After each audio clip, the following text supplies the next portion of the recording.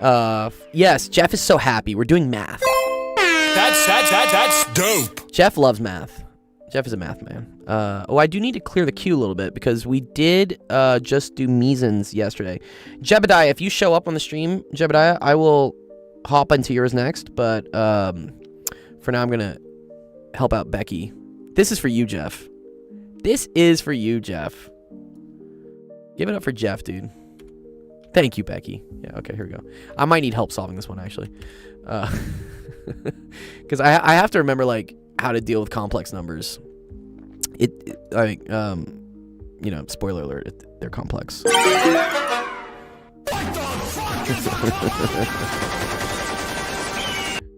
Okay. Let's see. And then I want to start, let me start the TikTok. Hopefully that starts working. Sometimes I like open the session. The Z form? Yeah, I could agree with that. I think that might work. Let me see if this works. Sorry for TikTok. TikTok's sometimes kind of weird with getting my chat to work. My chat to work, TikTok. Come on, TikTok.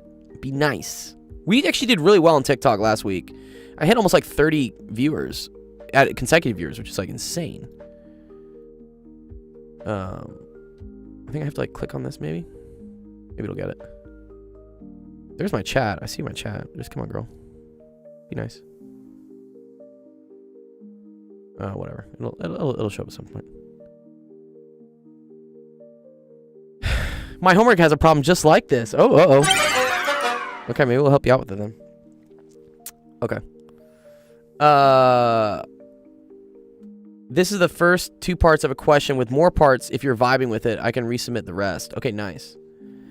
Yeah, if we're vibing with this, and like Jeff gets mad that we're not doing more math because it's all physics, 100% we're gonna hit this stuff up. So it looks like we're dealing with, sorry, complex numbers. We got to solve some stuff. I don't like stuff in the denominator.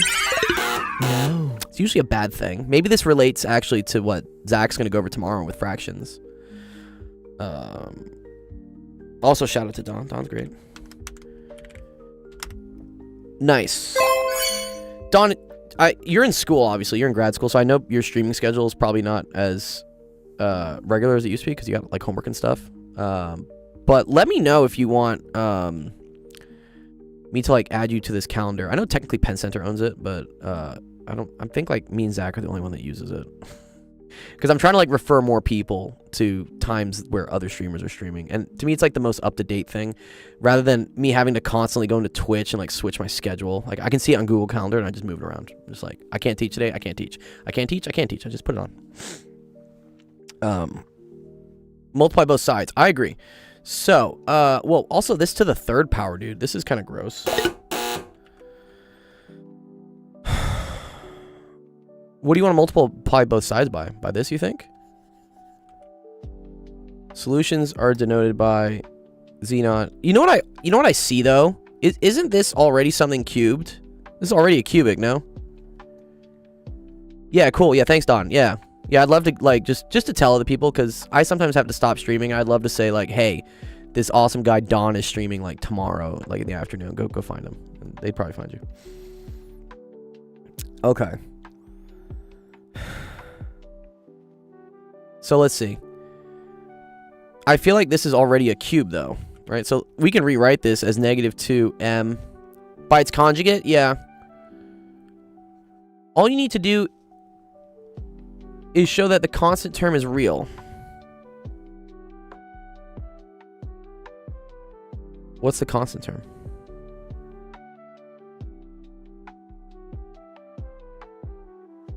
Or, ooh.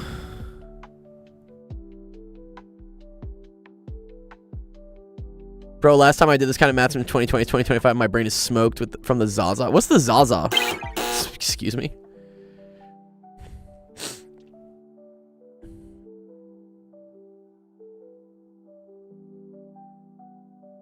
Hey, I'm autistic and was never good at math. Do you think anyone can learn it? Yeah, no, anyone can learn math. Just some people take more time than others. Sorry, this is a cubic polynomial. Oh, I see. Are you saying, for instance, if I were to move this over to this side, are you saying this? Like a difference of cubes, maybe? Yeah, math is like a puzzle. Yeah, that's all math is. Are you saying like this? This is a difference of cubes, no? Right? And does this have a special form I can then solve for? That works, right? Yeah, okay, let me figure out what difference of cubes is. I think it's like a minus b, then it's a squared plus ab plus b squared. Let's try to do it this way.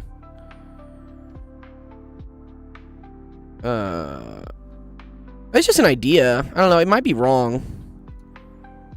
I'm sure there's some better math formal way to do this, but I'm just going based off of what I know from, you know, pre-calculus.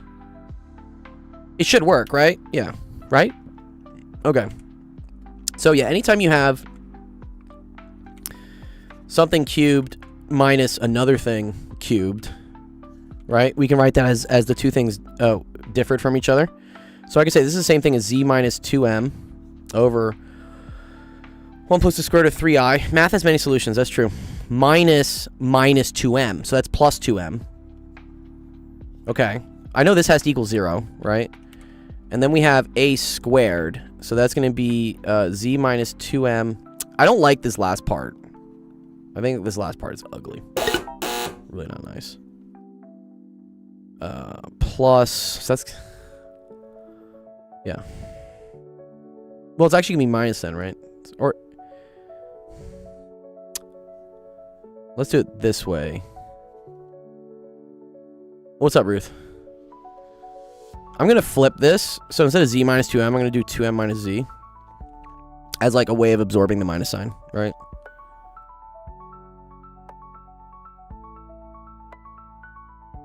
I can definitely do Calc 3, yeah. Yeah. If you want to submit one, send it to the... There's a website down there. actualdiscord.com/submit. And then this is squared. Okay, plus negative 2m squared. What type of math is this? I would say this is probably complex analysis, no?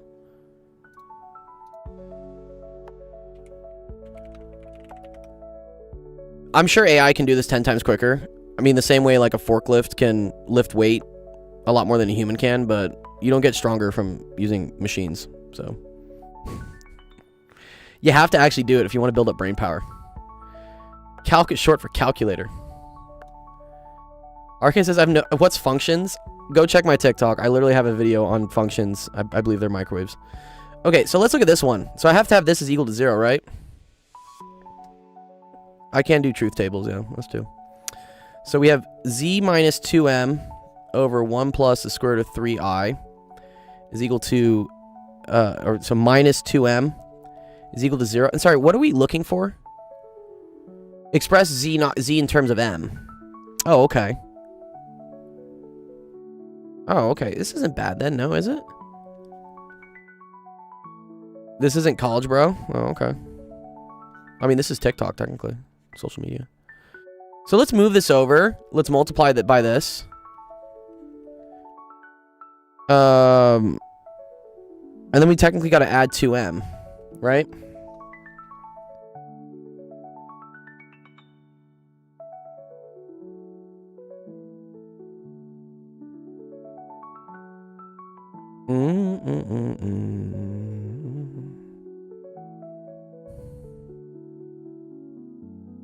Yes, anybody's asking, can I do this? Can I do this question? Give me a screenshot and add it to the queue, and I will do it. Yo, what's up, Zach? I was just talking about your awesome schedule that you posted and how we're going to have this super fun collaboration on Thursday. And I really like that you're streaming more. I like this math topic you're doing about division of fractions. I think everybody could use these days. No one seems to know how to divide fractions. I definitely help with physics, yeah. My PhD's in physics. Okay, what do I do with this, though, guys? Do I just pull a 2m out? I can pull a 2m, right? This is 2m times 1 plus the square root of 3i.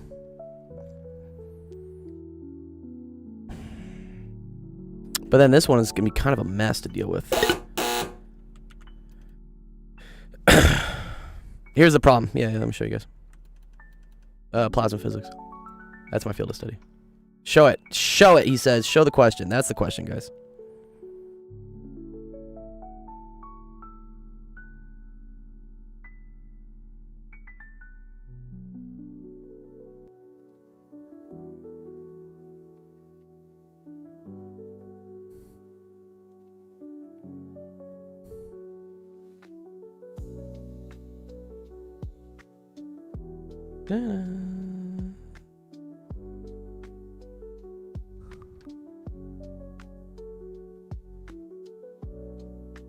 Yeah, I know it works technically, but that's only one of the solutions. This should have 3 roots, right? Because it's something cubed. So usually when something in the complex plane has 3 solutions, it's because you're gonna have something with like e to the, I don't know, I pi over 3, and then something with like e to the 2 pi over 3.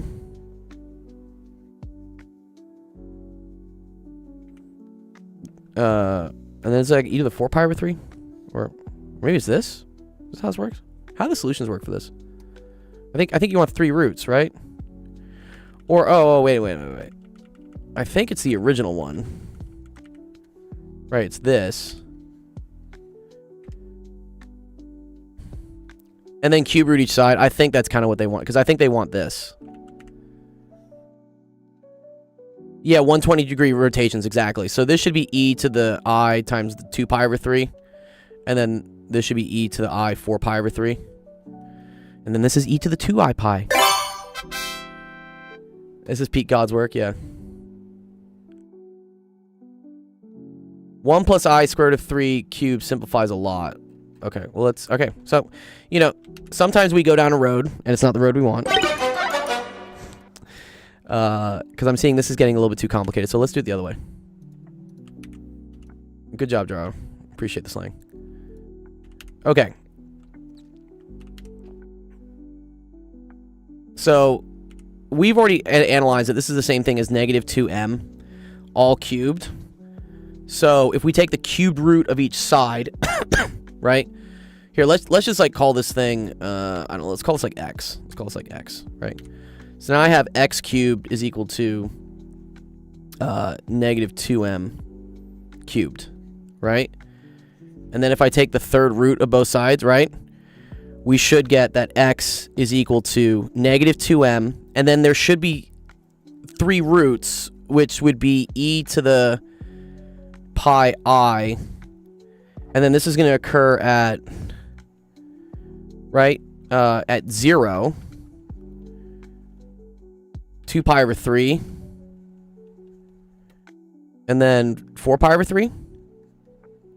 Right, yeah, we did do that. I tried this. I tried the difference of cubes. It didn't really look too nice. E to the 6 pi over 3 troll account. Yeah, that's what we need. These are 10th graders? This is not a 10th grade question. There's no way this is a 10th grade question, Becky. I love you, but no. This is a college level question. Yeah, the third roots of unity. I agree. Okay.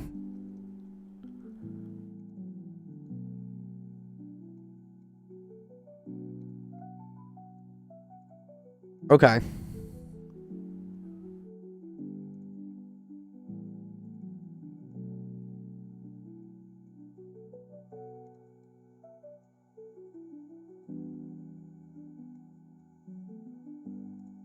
So then, let's see. This whole thing. Let's do like the first one. Let's just do the first one, which would be I gotta think how this works.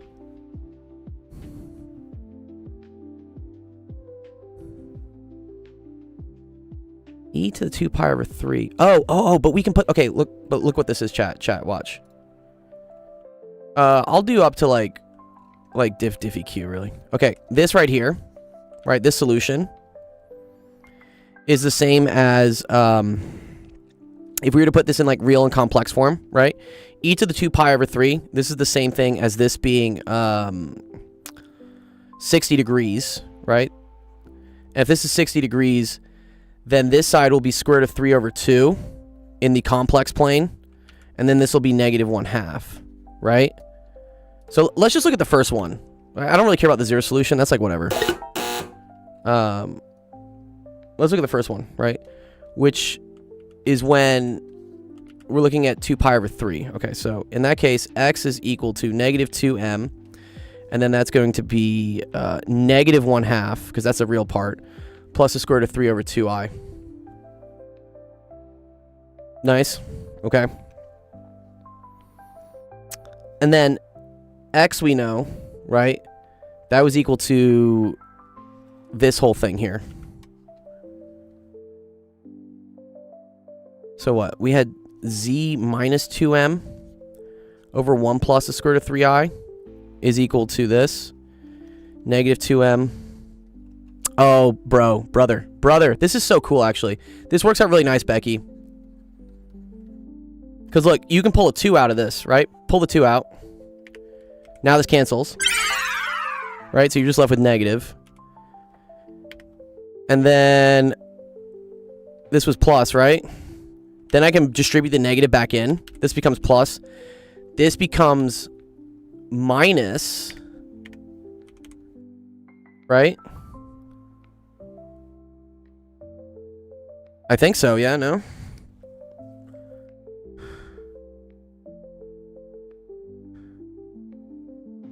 And then when I multiply, when I cross multiply this is literally a difference of squares. Oh, wow. So now z minus 2m is equal to 1 squared minus the square root of 3i squared. Yeah. So I get z is equal to 2m plus 1 minus plus 3. Right? Because square root of 3i squared is 3, but the I squared is a negative, and then so you get a plus. So it's just 2m plus 4? Or am I missing something here?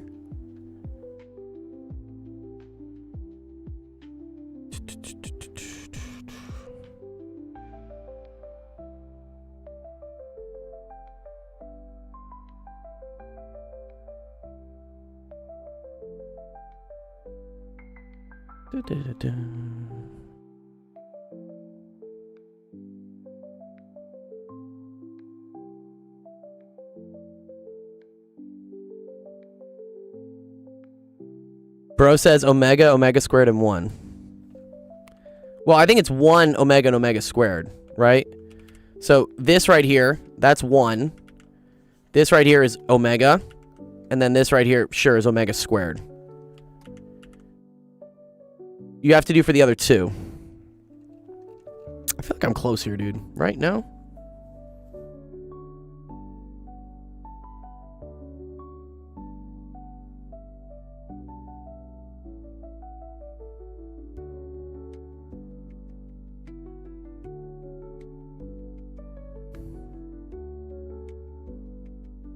If you want to do it separately, then do that. Okay. I could use Vieta as well? Oh, okay.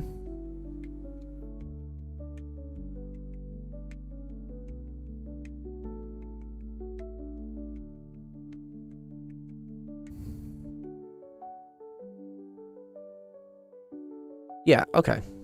Because wait, here was the first solution we had. We had that x was just equal to negative 2m, right? And then that's this solution, e to the pi I just 0, right? That's just the 1, right? So that's z minus 2m. I'm like close. I know I'm close.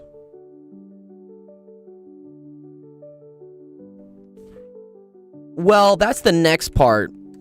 I think they still want z0, z1, and z2 in terms of m, right?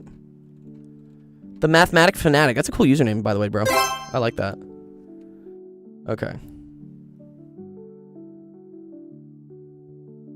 Square root of 3i, right, is equal to negative 2m. So we multiply that through, right? Z is equal to 2m.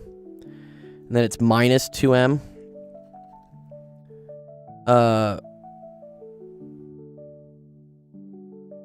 1 plus the square root of 3i, right?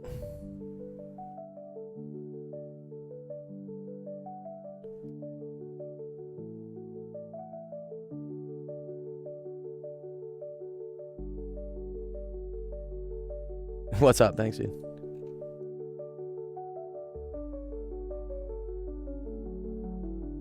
Oh, okay. Oh, 10th graders. Okay, I can see this as like a 10th grader problem, maybe. Yeah.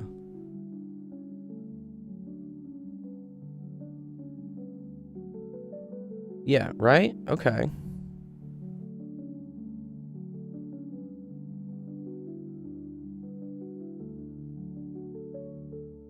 Oh, and then, wait. This part, let's just leave this. Let's leave this in here.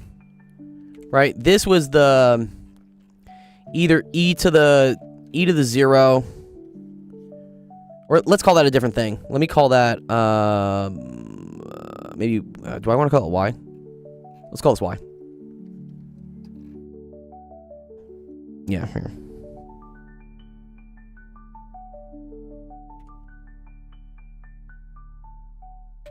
Where y can equal either 1, that's the first root, right? E to the 0. And then it can equal this one, which is negative 1/2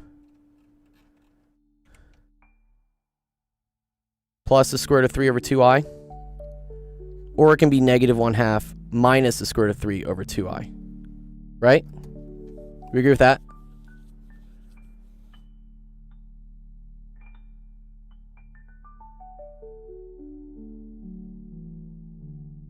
K1 plus... Oh, they all add up to it? Oh, okay.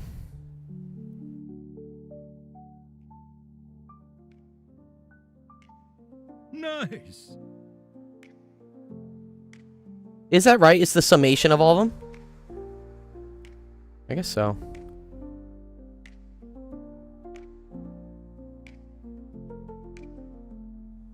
See, this is where, like, my knowledge on, like, complex stuff starts to...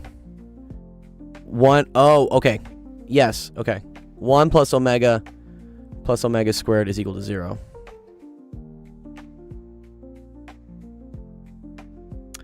Okay. Okay. No, I got you, Radiant. I got you. So you're saying x is equal to negative 2m, and then it's e to the 0, right?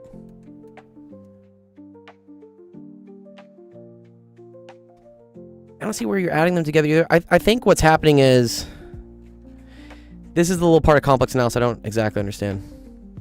And you're saying this, and then this... So e to the 0, so this would be 1. And then plus... I see... That, and then if you... But wait, if you add that and that doesn't cancel. You get 0, no? I don't think you want it to all equal 0, though, no?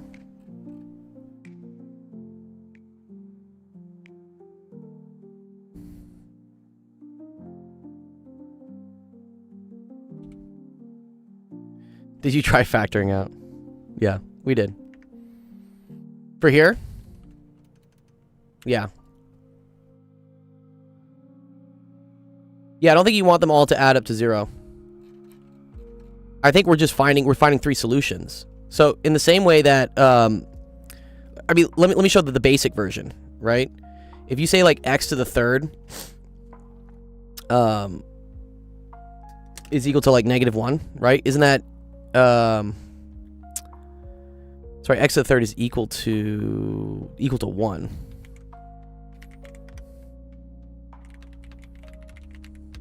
Let me get an example of this.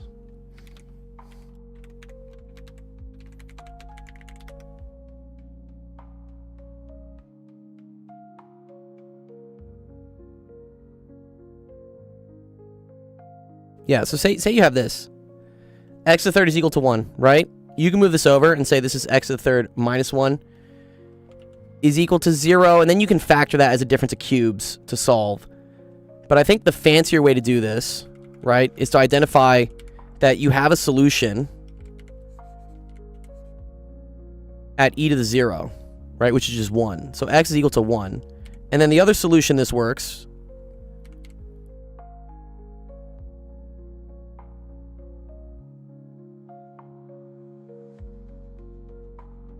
So the sum of the roots is 0. Yeah. And then you have x is equal to e to the I, and then it's 2 pi over 3. And then it's x is equal to e to the I 4 pi over 3. And I think this comes out to be, what, this is negative 1/2 plus square root of 3 over 2i. And then this is negative 1/2 minus square root of 3 over 2i. Yeah. My hand pains. Do you want to join my Discord and just talk? You can come on the stage here if you want to come talk with me in the chat. Here, let's let chat like kind of figure it out. I like this. We have chat in YouTube and chat in TikTok, and they're disagreeing with each other how to do this. There is a Discord link for all y'all that are watching. Like, so if you go to actual discord.com/submit, there's a link here to join our Discord. And if you come on to the stage channel called Office Hours Stage, I'll invite you up and you can get live on the stream here and duke it out.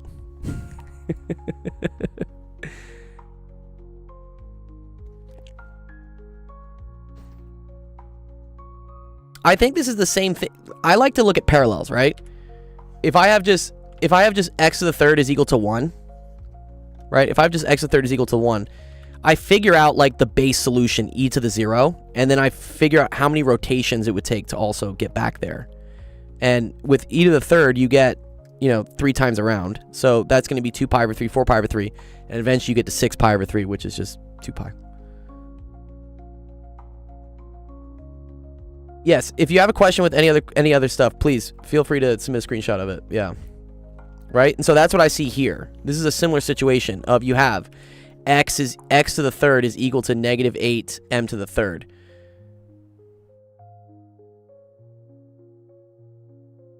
Do I have a callus? I don't really have a callus. River, is this you?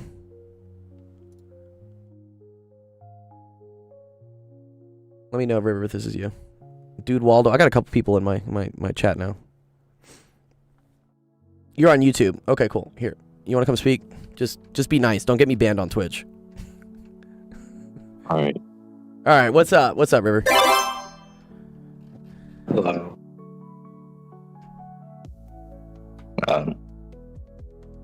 So what are we doing here? So what are we doing here? Yeah. Yes. You know what to do? Here, Dude Waldo's gonna come up and say something. Here, Dude Waldo, come up. Show me. Talk with words. I know speaking like sucks. Okay, hello, can you hear me? I can hear you. What's up, Waldo? Welcome to the stream. Okay, thank you. So we were able to solve for x. Wait, okay, so you set that equal to x, and then and then what did you get for x? Sure. So I mean, what did you get for z, rather? Sorry. For z, I got down to fuck. Where was it? Let me erase all this. Sorry. Wait, this is wrong. This is what we got. Okay. So I said x was equal to negative 2m, right? Because it was x to the third was equal to negative 8m cubed. Yeah. Yeah. And then I said x was this thing, right? Right. And then what I'm going to do is negative 2m. I know this, I think, has to split into 3 different, like, branches so Correct. far, right? Yeah, so putting a y on it is a great way to represent that. Awesome, cool. I think that's correct, right? So then I have this really right.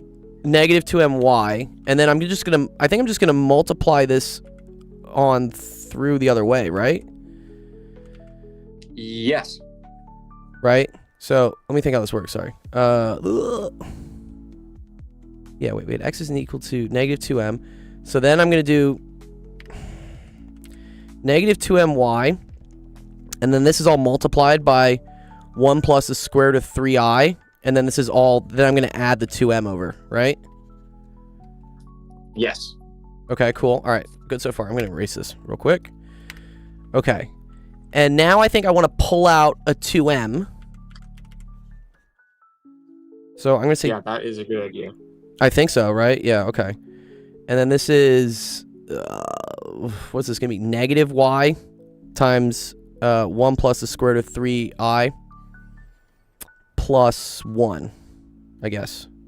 Yes. Okay. Hmm. And now, do we just substitute in what we know y is, right? So y could be e to the 0, which would be 1, right? Yeah, it could be e to the 0, or it could be, the other two. Right. It could be either. Yeah. And the actual question is calculate the product of all three z. Correct. Eventually, yes. I want to get the first three roots of z first. So if I plug in the... Yeah? I mean, that's what the question asks for. I have a suspicion that calculating the product might actually be easier than calculating them individually. Sure. I could be wrong about that. Oh, never mind. It literally asked you to express it. Yeah, it literally asked us to do it. So we kind of have to, unfortunately. Okay. Okay, so, well then you've just about got it. I think so. I mean, let's see. So let's see if y is equal to 0, because Femvox also in the chat, he's a pretty good math guy. He says he gets z0 is equal to negative 2m. I think I'm going to agree with this. Right. Y doesn't equal 0. Y equals 1. Sorry, y equals 1. Yeah, it's e to the 0. Okay, so y is equal to 1. So I get z is equal to 2m, and then that's going to be negative 1 minus the square root of 3i plus 1. Right? Yeah. Okay, so this will cancel, and I just get z is equal to negative 2 square root of 3m, I think. Oh, with an I on it, right? Okay, so I think that's one of the solutions. And then the other one we said was when you're at e to the 2 pi over 3. So that's this, which I hope is like a... So here, we're gonna box this. This is like 1 root, please. Okay. All right, then I have that, but that's for this case. Radiant is happy in the chat. I'm glad you're happy, Radiant. Good job. Thank you for the patience, everybody. Yeah, I struggle with imaginary numbers. Trust me, it's because they're imaginary. Okay, so this negative here on top of this is that's gonna make it 1 minus the square root of 3 over 2, right? So that's 1/2 minus the square root of 3 over 2i for what used to be up here. So this is now this. Yeah. Good. And the reason I like that is because I can, first of all, I can pull a 2 out of this. Yeah. Right? Or I can pull a 1/2 out. So I'm going to pull a 1/2 out of this. This is now a difference of squares, which I love. Yeah, imaginary numbers are like vectors. I agree. Yeah, it's hard to teach students that. They don't get them because they don't even know what vectors are. I didn't know what vectors were in like 8th grade. So then this is 1 plus 3 because it's minus square root of 3 squared, but then it's also minus I squared, so that's a plus. Right. Plus 1. Okay, that's 4. Half of 4 is 2. 2 plus 1 is 3. So then we get 6m. I think that's the other run. Vectors equal arrows. I agree, Zach. Okay. Man, I was about to cancel that 2 and the 1/2, but you're no, you can't do that. Yeah. Okay. You know, I think I fucked that up earlier because I think I did. I just canceled this, but you still have this. Right. Yeah. Okay, final one. Let me get the original thing again. I see the original equation. Can you see the original? You want to see the original equation real quick? Yeah. Yeah, I just want to write it down, see if I can do it. Cool. Yeah, this is it. Here, I'll post it in the chat. 1 second. Let me copy this. Oh, yeah, done. There you go. It's in the stage chat if you want to check it. There you go. All right, thank you. Okay. Okay. So then our final one. God help us. Z is equal to 2m. Then it was all this, but I'm going to replace the y with something else. Okay, so we're going to move. Thank you, copy paste. Right. The other one was this. Negative 1/2 minus the square root of 3 over 2i.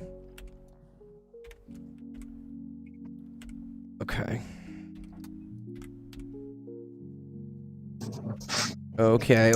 Okay. Interesting. So that minus is going to cancel this and this. So then that's square. This is going to be weird and complex. No pun intended there. Oopsies. Okay, this is going to be 1/2, and then this is going to be 1 plus the square root of 3i squared, plus 1. Okay, so don't cancel the 2 halves. The 2 halves. Don't cancel the 1/2 yet. So 1/2, 1 plus 1, sorry, minus 1 squared minus 3 plus 2 square root of 3i, all plus 1. Okay. Algebra is tedious. -2 plus 2 square root of 3i. Okay, but now the 1/2 can come back in. That cancels it. 2m, -1 plus the square root of 3i plus 1. Oh, look, dude, these cancel. Nice. Love that. Love that. 2 square root of 3i times m. I think that's z3. The third root. Ew, not imaginary numbers. And then we just multiply them together, right? Yep. Okay. So then, here, z0 times z1 times z2. That's going to equal 6m times... I think these were similar. Yeah, one of them's negative, one of them's positive. So that's negative... So there's a minus sign on the outside, whatever. -1. And then 2 square root of 3i squared. Becky says, well done. Thank you, Becky. This is a fucking bruiser of a question, but I like it. Okay, 4. There should be an m inside the square. Oh, thank you. Yeah. You're right. So right. Okay, so this is 6m cubed. There's a minus sign. That's a 4. That's a 3. That's a -1. Cancel. 72m cubed, I think, is the final answer. Fembox says 6m, 2i squared of 3m. Yep, -2i squared of 3m. I agree. Becky, do you know the final answer? Is it also 72m cubed? Are we good there? I guess I could throw this in the chat. Chat could probably get this, honestly, right? I feel like I could. I just have a strong feeling there's some other way to look at this where it's like you don't have to calculate. I mean, it literally said to calculate them individually, but I have a feeling that there's some way that you could have calculated the product without calculating each one. Like Right. something to do with Vieta or something. Yeah, someone did mention that, Vieta's theorem or something. I had a sign mistake in my earlier work. Oh no, Fembox. Not the sign mistakes. Okay, I think this is correct. One sec. Let me see. I think I ran this through chat earlier. So here, let me go put this on ChatGPT real quick. All right, let's see. So ChatGPT said, good, -2 squared root of 3i, 6m, 2 squared root of 3i. The answer sheet only has prof as the answer. Proof? What? Okay, well, ChatGPT says it's 72m cubed, so I'm going to take it. Congratulations. Good job. Nice. Beautiful. Thank you, Math Fanatic, for like kind of helping me with that. I was seriously struggling. Well, thanks for having me on, but I don't think I thought I was gonna come in with some kind of like a really cool like symmetry trick, but then it didn't end up working out, and I don't know how much I really contributed. No, you did. Except No, for maybe a few things here and there.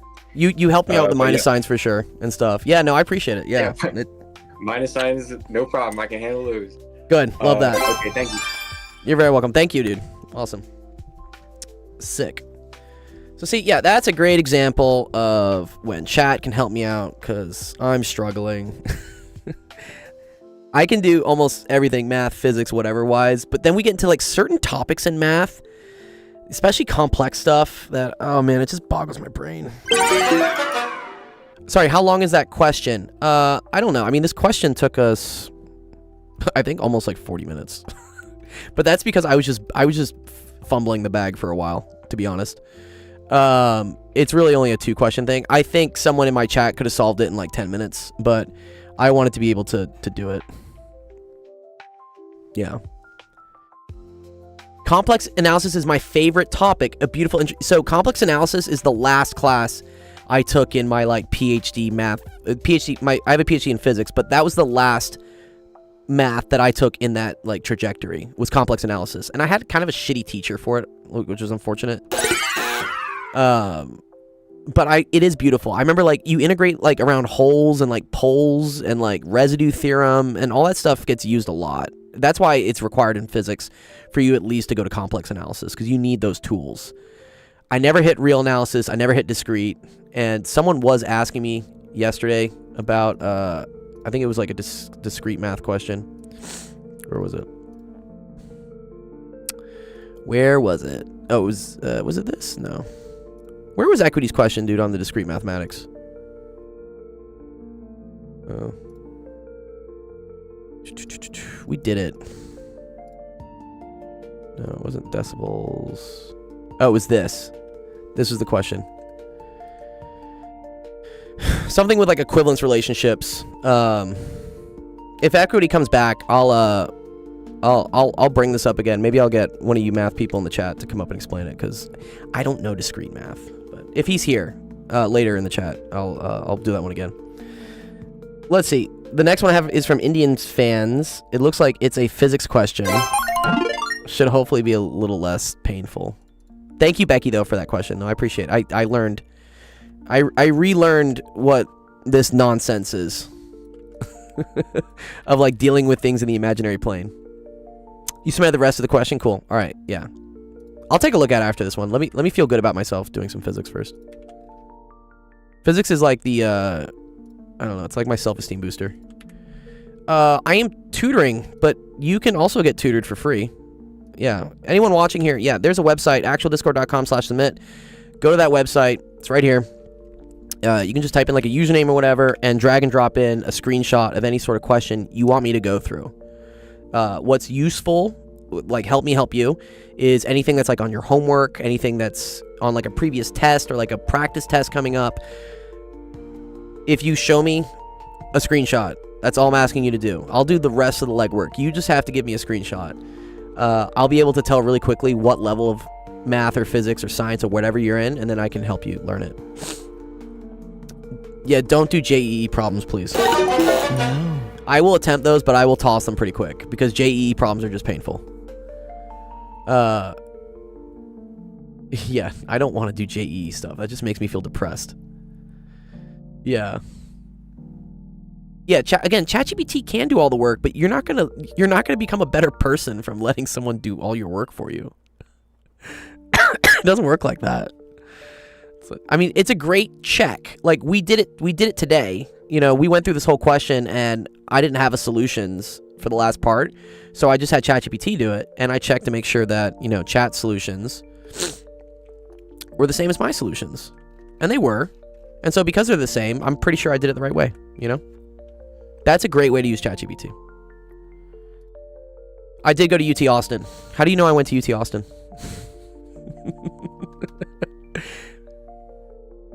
Yeah, also, yeah. Mathematic Fanatic is saying does anybody know a way to do it with Vietta's theorem? I know Vietta's is a cool one, yeah. You shouldn't rely on ChatGPT, but it's a tool. And it's a very useful tool, for sure. It does show which position you're in the queue. So also if you type so down there's a, oh wait, let's clear the queue real quick, because we did have some that we just did. So sorry. It says the queue is 6, but we just did Becky's. So here, let me clear the second. One second, I gotta type my code back in. I don't know why this SSL reset. Here, delete Becky's, because we just did it. I'm doing Indian fans right now. So here, if we go to the stats, and then what I'll do is, 3 was just her showing me something else, so we can get rid of that one. So in reality, no, sorry, Moses, I can do yours next, because Becky's a continuation of the last problem. We're gonna do Indian fans right now. Jebediah, I'm waiting because he asked yesterday and I didn't get to him. So if he shows up, I'll let him hop. Yeah. Oh, does ChatGPT know the other way? Oh, we could, yeah, here, let me just cue that. Be like, is there another, I thought when you meant chat, you meant like chat in the chat. No, you mean ChatGPT. Okay. Is there another way? Okay, then let me turn on the fancy ChatGPT. I got you. Yeah, Moses, I'll get you right after Indian's question. Is there another way to do this with Vietta's formula or theorem? Okay, so we're gonna let that rip while I do this. Yeah, it's a fun problem. Okay, here we go. A slide at a theme park has a constant slope so that it drops through a vertical distance of 7.5 meters while spanning a horizontal distance of 9.5. Let's draw some pictures. Love me some pictures. The link for the questions here. Yeah, here. I'll copy this one in for you as well, River. They go into like a private channel because otherwise people would start submitting like whatever just to get their shit on the, and it could get me banned. So I have to like kind of moderate them as they come in, but I'll post them there if you want. You had a quiz on this? Cool. So this is 7.5 meters down, and then this is 9.5 meters to the right. And then the coefficient of friction kinetic is going to be 0.67. Okay, so let's do that. Oh, here, let me try to draw a better box. Come on. You can get the box. There you go. That's a better box. And we know that UK is equal to 0.67. If the rider slides from rest at the top of the slide, what is their speed upon reaching the bottom? Solving this as an energy approach rather than kinematics. I like this. For the limit check, investigate what happens for V if the slide becomes extremely slippery. Yeah, cool. I'm assuming what happens is that if the slide gets really slippery, it's the same thing as it being in free fall. Like it's just dropping, right? Because nothing's resisting it at that point. Oh, someone saw the 6-7. Oh, god damn it. No, God! No, God, please, no! No! Okay. What I like to do when I have these types of situations... Let's draw all the forces, right? So, I know I have the normal force here. I know I have the force of gravity. Get a 6-7 sound effect. I don't know how long 6-7 is going to stay as a meme, though. What's the over-under? What do you guys think? Like, I give it, like, another week. I debated, like, doing some stuff for 6-7. I'm like, it's not going to be popular in another week. Do we think it's a long-lasting meme? Decades. I give it, like, 6 to 7 more days. Honestly, rest of the year? Wow, okay. Alright, this is physics. Okay, so force of gravity can also be broken down into components that, like, point into the plane and points that point down to the plane. The reason why I'm going to do this is what's called a coordinate change. We're going to rotate the entire frame. So I'm going to take this thing right here, and I'm going to paste it. But now what we're going to do is we're going to rotate it this way. Well, this would be the kinematics way to do it, wouldn't it? I think I still need this, though. I kind of still do. I'm going to show you why. Right. And I'll show you why I need it. Because I was missing one force here. Yeah. Some of the force is great. Yeah, there is an additional force. So since this thing wants to fall down, friction is going to oppose that. And so you're going to have a frictional force this way. Yes. I agree. I agree. Let's get to it, Radiant, though. I want to show it step by step. I don't want to just, like, dump an equation that no one knows, like, where the fuck it came from. Yeah. Patience. So this is kinetic friction. Pointing backwards this way, right? And the thing moves right. Okay, cool. Let's do conservation of energy. That's dope. All right. We're going to look at...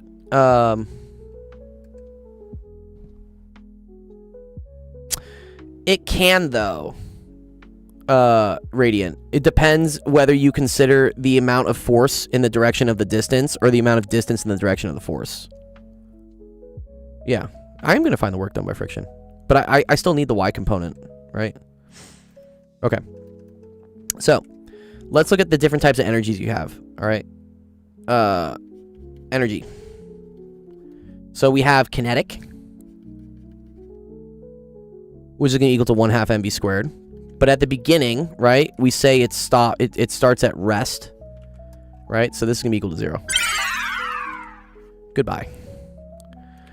Then we have potential. Okay. And that's going to be equal to mgh. Which in this case, did they give us the mass? Maybe we don't need the mass. I think we don't need it. It's going to cancel. Okay, so that's going to be 7.5 mg. Okay? Now, because friction is involved here, I need to also consider what energy has been lost to friction. So this may be controversial, but I'm going to put a friction term here. It's technically work done by friction. And since this thing hasn't moved at all or done anything, the work done by friction or the energy lost to friction right now is 0. Okay? There's nothing there. Okay, great. All right. Now this thing is going to slide down to the right. So let's get another picture. This is like my in-between. I want to show like some things there. So now the box has gone all the way down.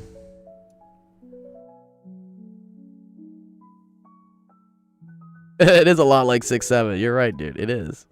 Okay. So when it's here, right? Okay, let's get what the energy is. Here, kinetic energy, this thing is definitely moving, and that's actually what we're solving for. So this is 1/2 mv squared. I can call this like mv2 squared. I call it like mv1, h1. This is like, I call this like situation 1. This is situation 2. The reason why you want to do this in physics is a lot of times you'll have multiple situations, like 1 goes to 2 and then 2 goes to 3. Like there's an in-between. So I like to label it by the number. The potential energy here is going to be equal to mgh2, but at the bottom height is 0. So this is also going to be 0. And then work done by friction, the energy lost to friction. Okay, energy lost due to friction is going to be the force of friction dotted with, or like times like, I don't really want to say dot right now. I'm just going to say like times the distance. I know technically these things will be negative, but I want this to be a positive term over here. Because it's like, in situation 2, in the system, energy has gone to friction. Yeah. So, in this case, we got to find out what the force of friction is, okay? Force of friction is equal to mu k Fn, okay? We already know mu k is your guys' favorite number. It's 0.67. And then we got to figure out Fn. So Fn comes from our force diagram here, where if something is going down a ramp, gravity has components in the normal direction to the ramp and also in the parallel direction down the ramp, where this is theta. This is also going to be theta. If you want me to explain why that is, there's a little triangle trick. But in this case, Fgy is going to be equal to mg cosine theta. Yeah, Fn is also normal force. I agree. And because I need this thing to not, like, fall down into, like, the ocean or something, I need the force normal that's pushing up on it to also equal the force of gravity pulling it down. I forgot work. I forgot G in the work done by friction. No, not yet. You'll see. Give me a second. So Fgy is mg cosine theta, and that's equal to Fn. I'm going to show you, by the way, Radiant, why those two things work. Watch, you'll see.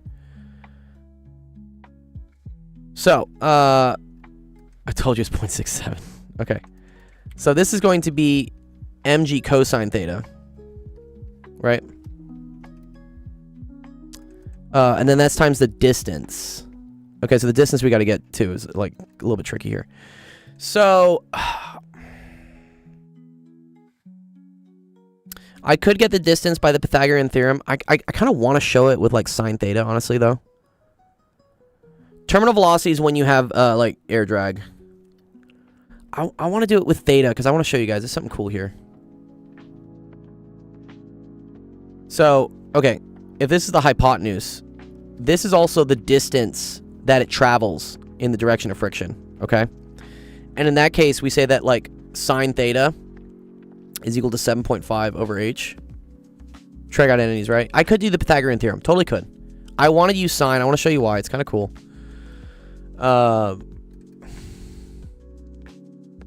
Right, so this is going to be h is equal to 7.5 over the sine of theta. Or not h, sorry. Let's not call it h, sorry. Sorry, let me call it d. Sorry, I didn't mean to call it h. H is height, usually. Why do you enjoy math? It's a puzzle. I love puzzles. Puzzles are dope. Inverse sine. We don't need inverse sine because we know what the angle is. Didn't we know the angle? Did they give us the angle? Oh, we didn't get the angle. Oh. Oh, that's gross. Dang. No, I don't want that. We don't know the angle. Okay, let's get the angle. The angle is arctangent. That's what you just solve for. You totally can. Let's just solve for it right away. So, radius says we won't need it. Okay, I'll keep it as theta. I'll keep it. So, tangent of theta. Yeah, or whatever. Let's just keep it. I think he has a point here. Yeah, we could use arctan. No, we totally could, Muffy. So I could say that tangent of theta is equal to 7.5 over 9.5. Good. So that arctangent of 7.5 over 9.5 is equal to theta. Yeah. I'm going to kind of show you why I don't think you need it. I think it does cancel out if you have the distances. Let's just leave this how it is. mg cosine theta. And then the distance it's going to go is going to be 7.5 over the sine of theta. The reason why I want to do this is because sine over cosine is tangent. That's pretty cool. No love for Pythagoras. I know. Poor Pythagoras is getting left out here today. He's getting left out in the cold. Yeah, I want to see if I can do this without theta. I think I can. Okay.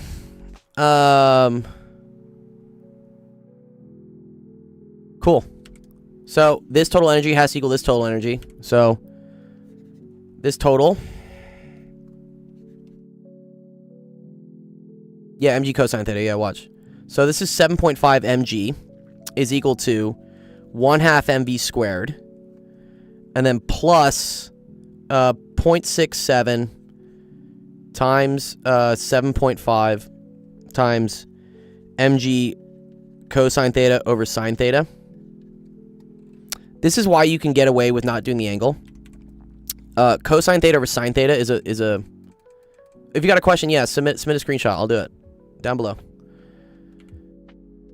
This is also equal to cotangent of theta, or you could say 1 over tangent of theta. Okay, here's the cool thing. Tangent of theta, we know what that is. Tangent of theta is equal to 7.5 over 9.5. Sorry, I forgot an equal sign here. Right? That came from the triangle. Yeah? So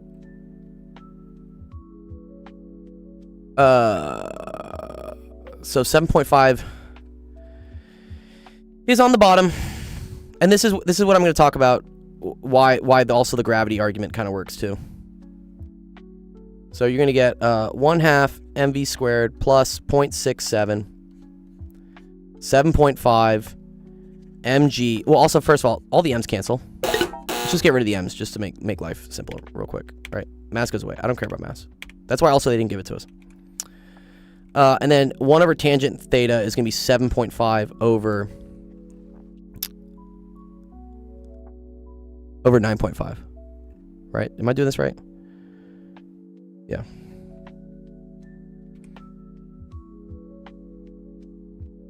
Six 7 shows up again. I know it does. So 7.5 G. Okay. Pretty cool. Watch.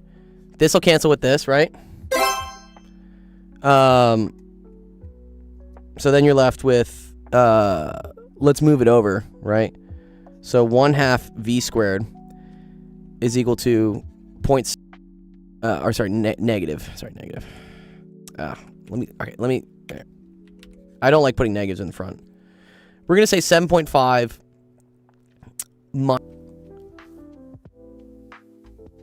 I think that's right. And then we got to square root it eventually. So multiply by 2. So v is equal to the square root. And this is going to be 2g times 7.5 minus 0.67 over 9.5 times 9.5g. Okay. M's got canceled. I know, poor M's. Cancel culture these days, man, I tell you. Nice, okay.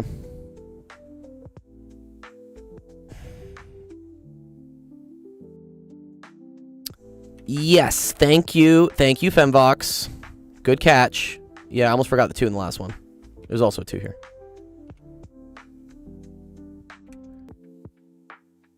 Dun. All right. So, one sec. No, come on, TikTok. Behave. 0.67. That. I got 4.7. I think. Well, and it'll be the judge. Let's solve this.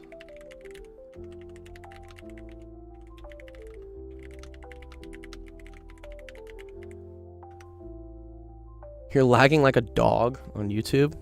I'm sorry, dude. Am I? Golden calculator. Have to have golden calculator.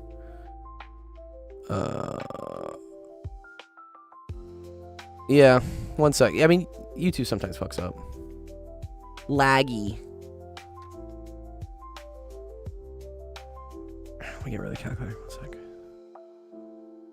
Yeah, let me see why we're lagging on. Oh, I see. Yeah. You got a bunch of stutters? Yeah. Here, let me stop streaming on Discord real quick. Sorry, River, you can watch the stream if it's... Because sometimes Discord takes too much bandwidth. It's okay now? Oh, okay. Alright, whatever. You can see the stream as well, River, maybe, yeah? Just because Discord takes so much resources. Okay, cool. Dope. ChatGPT is judge, I'm out. I just want to see what it got. Wait, where is it? ChatGPT got 4.7, which I think is what I got. No? Oh, we gotta zoom in. Wait, where did my answer go? Excuse me. That was, wait, this was the last question we did. Oh, did I just lose my question? Where are you? One sec. Sometimes... Okay, there we go. Yeah, so 4.7 is correct. Nice. That's a cool calculator. Thank you. It's 5 a.m. Where are you at, Radiant? Tell us, dude.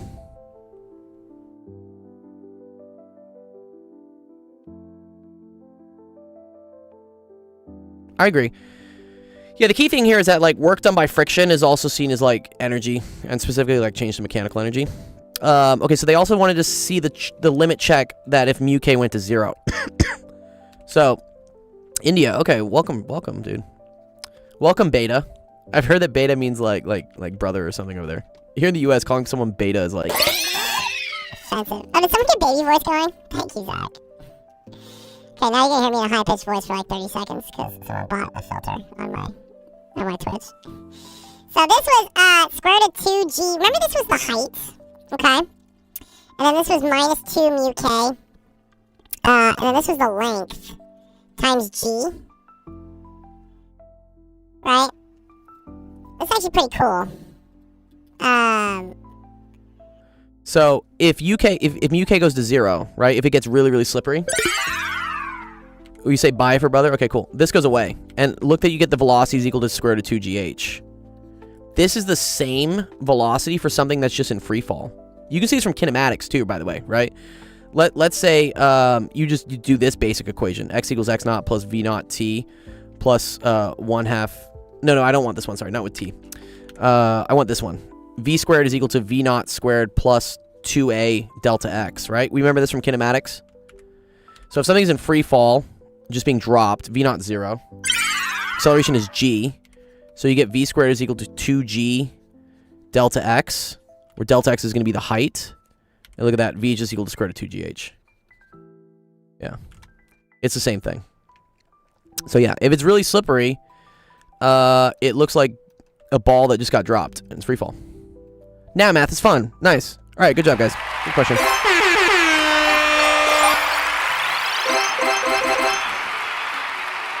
The timeless equation. It is timeless. Well done. Clap, clap, clap. Yeah, nice. Good question there. I can definitely do circular motion, and that's actually the next question that got asked. So, Muffy, you're in luck.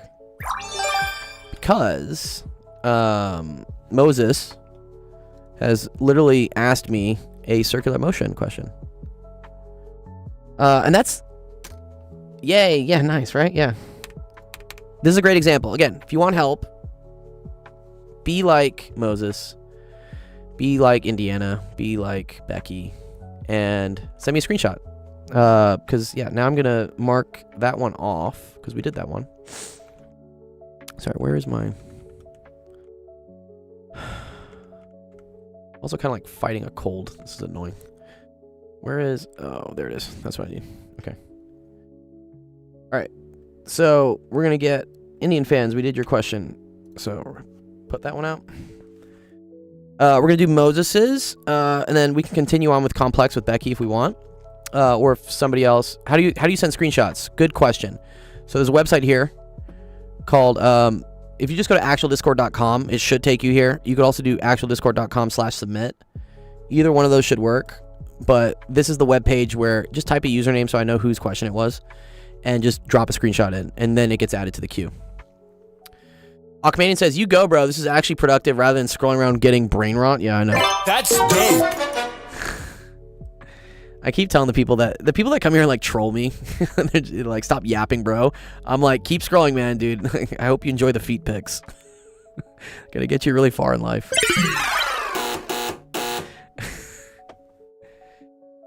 Okay, you had delay. Cool. You thought of a fun one, River? Yeah. So, yeah. Just go here. Actualdiscord.com. If you have a fun one you want us to go through. Okay, cool. You're fixing re-uploading? Alright, so here, you want me to clear that one for you real quick? I'll just clear number 2. Actually, I'll clear Jebediah unless he comes back. There you go. So, there's actually technically only one question in the queue right now. And that's the one we're doing right now.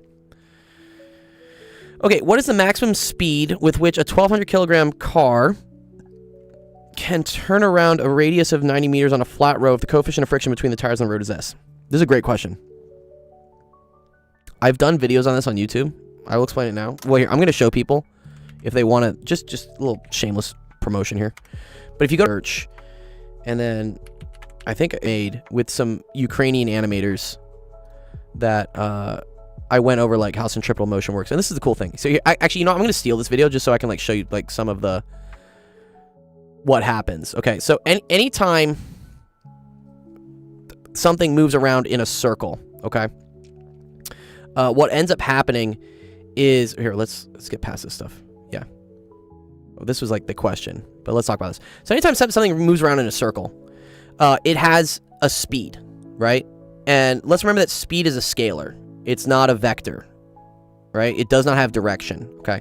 So if something is moving around at a constant speed in a circular motion, we can say, cool, speed is constant. However, velocity will not be, because velocity has a direction to it. So in this case, the velocity changes as you go around the circle. Because, for instance, here, at the side, well, here, did we show it? I hope we showed it, like, there we go, okay. This is the velocity. See how the velocity direction is always changing? And change in velocity over change in time is equal to acceleration. And so acceleration always points to, like, where the velocity is changing to. So, for instance, when the car is down here at the bottom. The velocity is pointing to the right, right? The speed is pointing to the right as well, but speed doesn't have a direction. It wants to start going up.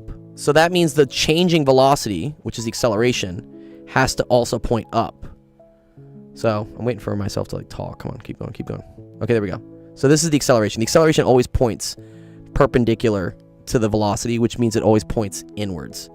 And then what we say is that in order for there to be an acceleration, because F equals ma, you have to have a force. So there needs to be some sort of restoring force that pulls you in. In the case of cars with tires, it's friction.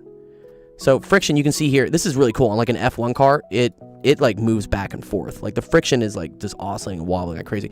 The roller coaster question is the typical one that eventually comes up, but we'll get to that. But yeah, if you want to watch that, go to my YouTube. I have a whole video on it, but we're going to do this one for you just right now.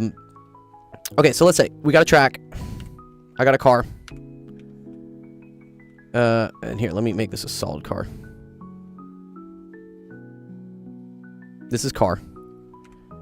Car is moving, right, with a velocity in this direction, but it has an acceleration in this direction, right? Because the velocity, when the car moves like over to here and like rotates. So here, actually, let's use like let's use a circular car, just so you can kind of see what happens. There we go. Circular car. It's a bubble car. So when the car, for instance, moves up to here, now the velocity will be pointing this way, okay? But in order the velocity to go from pointing up to pointing left, that means the acceleration had to like move it to the left. So that's why the acceleration is to the left here. Here, now the thing eventually wants to start going down. So in this case, acceleration here had to point down. The velocity had to change from going to the left to going down, and changing velocity is acceleration, so that means acceleration is down. You eventually do this in a circle, and you see that A always just points inwards. So this is like what I call like the top view, okay? And what we know is that in order for there to be an acceleration inwards from F equals ma, that means there must be some force that's pulling inwards. The velocity is always tangent to the circle. Yes, if something's moving around in a circle, the velocity, which is the change in position, is always tangent, which is, yeah. You can show that also with, like, calculus. You could do, like, derivatives of something in polar coordinates and show it, but it's okay. So here. So we know there must be, like, some force pulling it on the inside. Okay, so I'm going to say, like, that is what I call the centrifugal force. That's kind of, like, a weird thing to talk about. So we're just going to say that there's a centripetal acceleration inside, and then we'll talk about what force provides that acceleration. Now let's look at a side view, okay? So side view means instead of looking like down on the car moving around the track, I'm going to like pivot myself down looking at the back of the car as it moves around in a circle. So you can think about this, for instance. We start to look here. I'll show you like kind of how this works. Yeah, I'll explain. The centrifugal force isn't real. Or the centripetal force isn't real. One of them isn't real. Yeah, the tip of a windmill. Yeah, that's a great one. Okay, so watch what happens. So instead of viewing from the top, what I'm going to do is I'm going to like shift my vision so that now I'm viewing from the side. Okay? Does that animation kind of make sense? Technically they are, Dan. But this is an ideal case. Okay. So now I'm looking at the car this way as it goes like into the page and out of the page like this, right? Okay. So let's consider what the forces are on this, all right? This is going to have a normal force pointing up. It's going to have a force of gravity pulling it down, okay? Now we got to think about other forces in the x direction. I know, since this thing, again, was moving around in a circle, in order for it to not like fly off the track, it has to have a restoring acceleration that keeps it in a circular motion. So that means here, I have to have some sort of acceleration that's pulling it inwards, okay? And any sort of acceleration also has to have a force. You can't have acceleration without forces. And so you ask yourself, well, what force is doing that? It turns out, and this is very counterintuitive, it's the force of friction. Friction is the force that pulls you in towards the center. And this should kind of make sense because friction is the whole reason your car doesn't fly off the track. Like the whole reason you're able to turn is that friction is able to provide enough force on the towers to pull you in. This is circular motion. Yeah. Okay. So now once we're at this point, all we do is do sum of forces, right? So sum of forces in the y direction, that's going to be Fn minus mg. Cool. And then we do sum of forces in the x direction. Now, in the y direction, this thing needs to not move up and down. So sum of forces is equal to mass times acceleration in the y direction. Acceleration in the y direction is 0. Yeah, flying drones. Yeah, that's another cool thing. Okay, let's look at the force in the x direction. There's only one force. It's the force of friction. Okay? I'm going to call going to the left positive in this case. And this has to equal to the mass times the acceleration in the x direction. Now, the acceleration of this thing in the x direction is the centripetal acceleration. Okay? Because that's the acceleration responsible for something moving around in a circle. So instead of saying max here, I'm going to say ac. And you learn in physics that ac is equal to v squared over r. So it's equal to what's called the tangential velocity. So that's like the speed that you're going around the track, right? Without any direction. Also squaring gets rid of directions. Divided by the radius. You got Master Chief coming out? Nice. Okay. So, and then let's remember, force of friction is equal to mu kFn. Yeah, formula sheet. Yeah, don't rely too much on those, dude. They sometimes take them away, especially in college. Okay. So, this goes in here. Force of friction is mu kFn. And then the cool thing is, from this, I know that Fn is just equal to mg. All right? So now we're left with mu k mg. Yeah, this is kinematics. Or, sorry, dynamics, I guess, technically. Is equal to mv squared of r. This is something that's super dope. Notice that the mass is going to cancel out. I don't care how heavy the car is. All I care about is the coefficient of friction, how fast I'm trying to go, and what my radius of curvature is. So let's look. Well, that was actually kind of part of the question here. They said, is the result independent of the car mass? It is. Yes. I agree, David. Yeah. Yeah. That's like the real world thing. Okay, and they're talking about what's the maximum speed. Okay. So the maximum speed is going to be like the maximum force of friction that can be provided. So technically this isn't a mu kinetic. I take that back. This is a mu static. Even though, like, I know the wheels are moving, the key thing is that friction is providing enough force such that this thing doesn't move, like, away from the track as it, like, flies forward. I do need to drink water. Thank you, Zach. Yeah. So I always, like, try to think about this, like, if this car just had no, like, slippy tires, this thing would just, like, fly forward, right? And as it flies forward, in, like, this frame of looking behind the car, you would see it deviate from the track to the right. Yeah. Okay. So, you're solving for...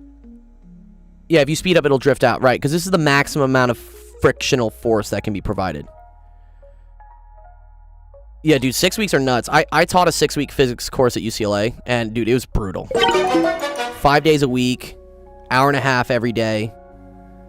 I had to give tests every 2 weeks. It was brutal to teach it, as well as to take it, I'm sure. Okay, so it's mu s gr, right? Mu s gr. The m's canceled. And then square root of this is equal to v. Cool, right? So, mu s was, what do they give it? Is everything 0.67 these days, dude? No, 0.65. Oh, damn, so close. Oh, no. Yeah, why is it a thing? It's a moneymaker. The university just makes fucking bank, dude. Bro, I had like 110 kids in my class. It was all online, too. I think they paid $3,000 a person. So what is that? $300,000 went to the university, and the university didn't have to pay for anything. Like, I paid for my own electricity. I paid to teach it. Like, the university had zero overhead. besides like, I don't know, like Becky and fucking HR, like, you know, answering questions that students don't ask or something. I know, yeah, dude. I got paid $7,000 for that. UCLA took 300. Or I guess they took 293. But whatever. It was a cool experience. I appreciated it. It was fun to teach at the collegiate level, especially online. I'm already pretty good at teaching online, so it was fun. Okay, the radius of curvature is 90 meters. Cool. Okay, so we should have an answer for this. Let's just get it. Yeah. Calculator.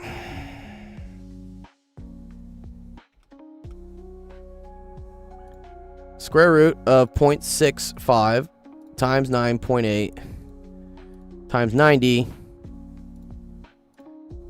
So you get 20. Yeah, it's 24 with sig figs. I agree. 24 meters per second. I agree. Which I think that's around 60 miles an hour. Is it? I used to know the conversion in my head real quickly from meters per second to miles per hour. Let me just do it real quick. 24 meters per second, 2 miles per hour. Whatever. Yeah, 54 miles an hour. Yeah. Nice. Yeah, because what's 60?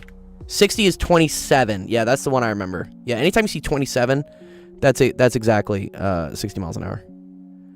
Nice, beautiful explanation. Cool, great. Does that make more sense to you, OG Moses? Does this not hurt as much? I hope. Yeah. Some good stuff. Yeah, it does make sense. Sick. Awesome.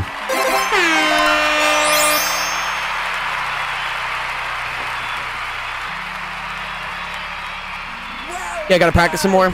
Yeah.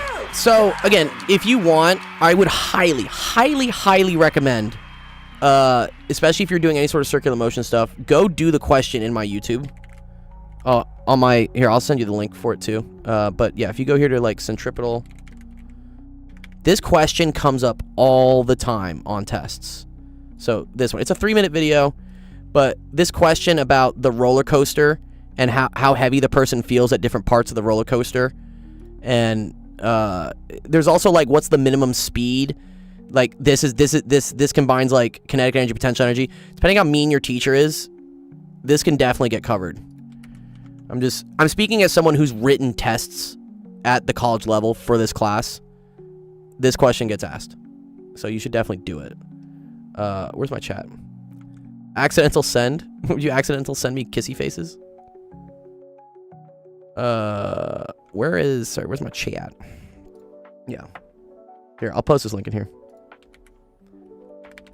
Yeah, exactly. What's the minimum velocity? Yeah, exactly. Yeah. That's a very, very big one. Yeah. Look at that. That's a big one for centripetal motion.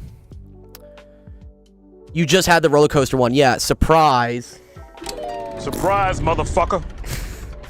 Yeah, that question gets asked a lot. A motorcyclist at a circus. Yeah, that's another one. And yes, Snazzy, I highly recommend taking STEM classes, especially if you're a STEM major and you need to know how to do STEM stuff. Do not take it over the summer.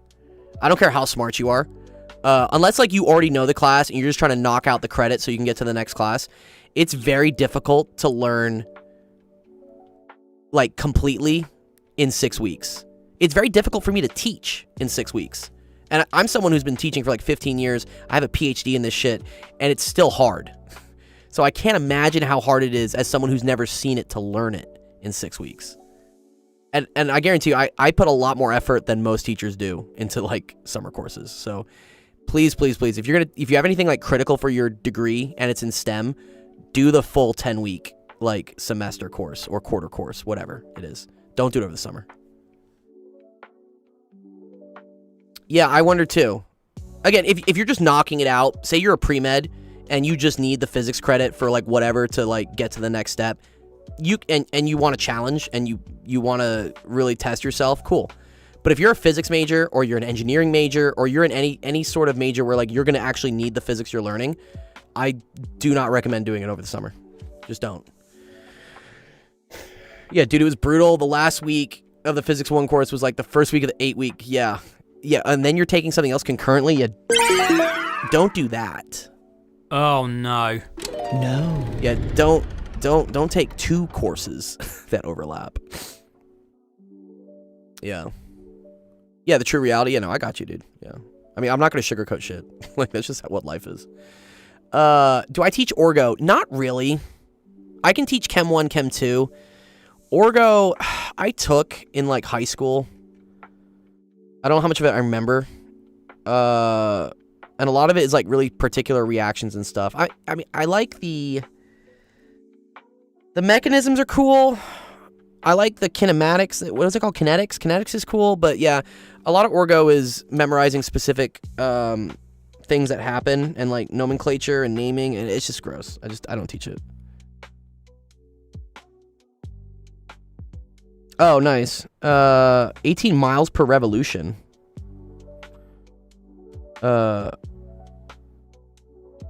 Yeah, that's another circular motion thing I can go through. I mean, is at what's called, like, a linear speed, v, which is equal to r omega. Yeah, v is equal to r omega. So you notice that the linear speed depends on r. Depends on how far away you are from the center. Okay? This is, like, important. And there's a whole explanation for where it comes from. It kind of comes from, so velocity is equal to change in distance over change in time, and then distance around a circle is equal to 2 pi r, right? And then this is still delta t, and then what is this? Omega, angular frequency, is equal to radians divided by period. Yeah. And so this is the same as this. Period is equal to 2 pi over omega, which is also equal to 2 pi r over v, if I rearrange this for delta t. So this cancels, this cancels. Sorry, this is 2 pi, not 2 omega. Sorry, 2 pi over omega. Yes, I think I got this. The pi's cancels as well. And so you get v is equal to r omega. Yeah. So that's the cool way, if you want to really look at it. That's another way to connect linear velocity and angular velocity. Yeah, I'm gonna watch this. Good. Yeah, watch up, dude. DM Scrader. All right. Next question is from Clickbait. Okay. Are you gonna hurt me with this clickbait? This looks like damped oscillations. So this is more physics. But again, I do everything. So if you want to ask a calculus question, you want to ask a chemistry question, I can help you with that too. It just tends to come in waves, like what questions we solve. Sometimes we solve physics. Sometimes we solve... Oh, then let me give you a coin, Moses. Yeah. Yeah, as an added bonus, yeah, if you're in our Discord and you ask questions, you get credit for the questions you ask. And if you get enough points, I buy you a gift card in, like, Fortnite or PlayStation, like whatever gaming stuff you want. It's part of our whole nonprofit, which is using traditional, like, gaming streaming platforms, so Twitch, YouTube, whatever, TikTok, to encourage gaming kids to, like, do well in math and science. It's a fun little thing. You want to read about it? I should put on the website down there, like, what our official nonprofit website is. What's up, 1K? 1K knows about this. 1K, how many gift cards have I bought you in the last 2 years? Yeah. This isn't so bad, I think. All right, cool. Let's do it. All right. Yeah. Equilibrium can be kind of tough. So, Fembox, they only show up in a channel that I can see, just to prevent people from, like, uploading feet pics and then it just being public on my Discord somewhere. What I can do is that, like, every time I have a question, I can, because I have to, like, moderate them, I can post them in the stage chat there if you want to see them. Maybe that's, like, a way to do it. I could try something automatic when I have more time to code. Yeah, 1K is like, you bought me like 4 gift cards. Yeah. I bought a Nintendo Switch 2 for someone a couple weeks ago. We had, like, a virtual summer camp where students, like, did video game competitions, math competitions. We had a chess tournament. We had a a talent show where one of the students memorized the first 79 digits of pi and like did it on a video. It was super cool. So it's like a blend of all these fun like gaming and educational challenges, and one of the kids won a Nintendo Switch. Yeah, it's real. People are like, this must be a scam. That's dope. It's not a scam. Ma, you done messed up, Aaron. Okay. Yeah, exactly. Yeah, 1K knows what's up. Yeah, it was a Nintendo Switch 2, and then the 4 runners up all got $10 gift cards. Yeah. Or 5 runners up, right? Because I think I picked top 6. Yeah. Do you know any games that have you do different equations for crafting and stuff? Like Minecraft? I think there's kind of equations for that. All right, let me see this real quick. Let's do this one.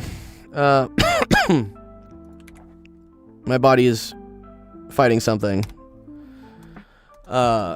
Sickness-wise. So I'm trying to push. Yeah, it's amazing. Yeah. I'll post this. I haven't had much time to really update the announcements in the Discord. I will do that this week, because I know a lot of people are kind of like waiting like gold. What's going on?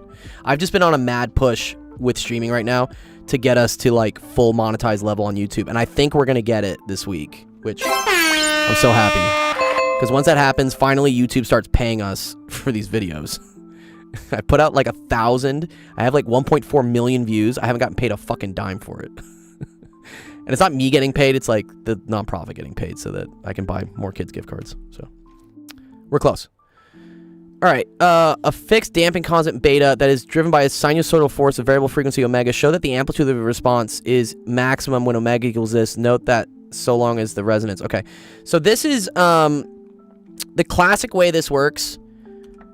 Let's say for not let's say for an undamped oscillator.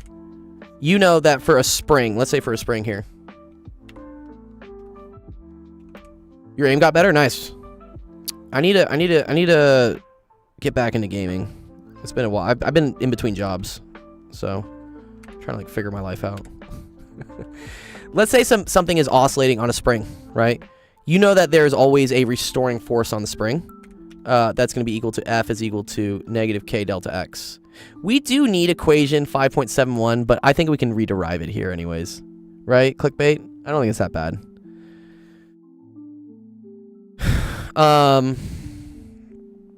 So, and this is the only force in the X direction for something oscillating on a spring. Yeah, dude, a Chromebook is trash. This is also equal to mass times acceleration. Okay, so here's something. This is something really cool here. So watch. So we're gonna say, and I gotta remember how this works with the negative. I think the negative does matter, right? You're not a fan. Uh-oh. So negative K delta X is equal to mass times acceleration. And instead of delta X, let's say that it's just X, and let's fix the equilibrium at X equals 0. So I can just say this, okay? If I then move the M over, okay, we're gonna get negative K over M times X is equal to A. And let's remember from physics what acceleration is. Acceleration is the same thing as the change in velocity over the change in time. But velocity is equal to the change in position over the change in time. So if I plug this into here, you now get d squared x dt squared. This is a very, very famous equation called the wave equation, which has a solution whereby y is equal to, I think it's a sine kx plus omega t. But actually, I don't really want the position, right? No. Sine omega t. Let's just do this. Yeah. So what this is called a differential equation, because look, you have the variable x and you have the second derivative of the variable. We can check this. So watch, let's check this. So and sorry, let me call this x. Sorry. X is equal to a sine omega t. Then dx dt, we know from taking derivatives, is going to be a omega cosine omega t. So again, derivative of sine is cosine, but then you have to take the derivative of what's inside, so that pops out an omega. And then d squared x dt squared is going to pull out another omega and another derivative. So that's going to be negative a omega squared sine omega t. Yeah. Why is this useful in real life? Waves are everything, dog. Yeah. This shit comes up everywhere. The wave equation is a super useful thing for solving any sort of oscillating system, which most things in the world are oscillating systems. Like your happiness is an oscillating system. I mean, hopefully it has ups, you know, not just downs. Okay. Sine omega t. So that's what x was, right? And then watch what the second derivative was. D squared x dt squared, right? So this is equal to negative a omega squared sine omega t, okay? So this statement is true for this solution x, right? This will cancel with this. Provided that omega squared is equal to k over m. And the other way we write that is omega is equal to square root of k over m. Okay? This is called the natural resonant frequency. Okay? So this is the frequency that something with a restoring force that is proportional to the distance will always oscillate at. And it comes down, this is calculus. I mean, it's technically differential equations, but it's very cool where this comes from. Now, this was an undamped, undriven oscillator. We're dealing with something a little bit different, which is a damped oscillator. Okay, so I got to remember the damped oscillator case. I think it comes down to writing the same, we just write a force equation and then we start taking derivatives. And then it's a trickier differential solution because it's not homogeneous, right? Okay. Okay. So again, let's pretend there is something oscillating, right? Back and forth, okay? But in addition to there being a restoring kx, there's also a damping term, okay? So in addition to having negative kx trying to pull you back, you also have, I think they call this beta. Negative beta, right? Do we just call this negative beta? I want to say we just call this negative beta.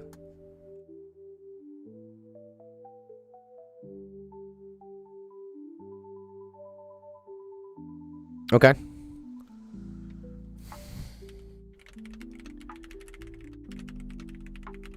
And then, let me see. You gave me another equation, clickbait. Let me see this. Yeah. Beta times v. Does it depend on the velocity? Let me look that up, sorry. Damped harmonic oscillator force equation. You might be right, Fem. Ah, it is dependent on V. You're so right.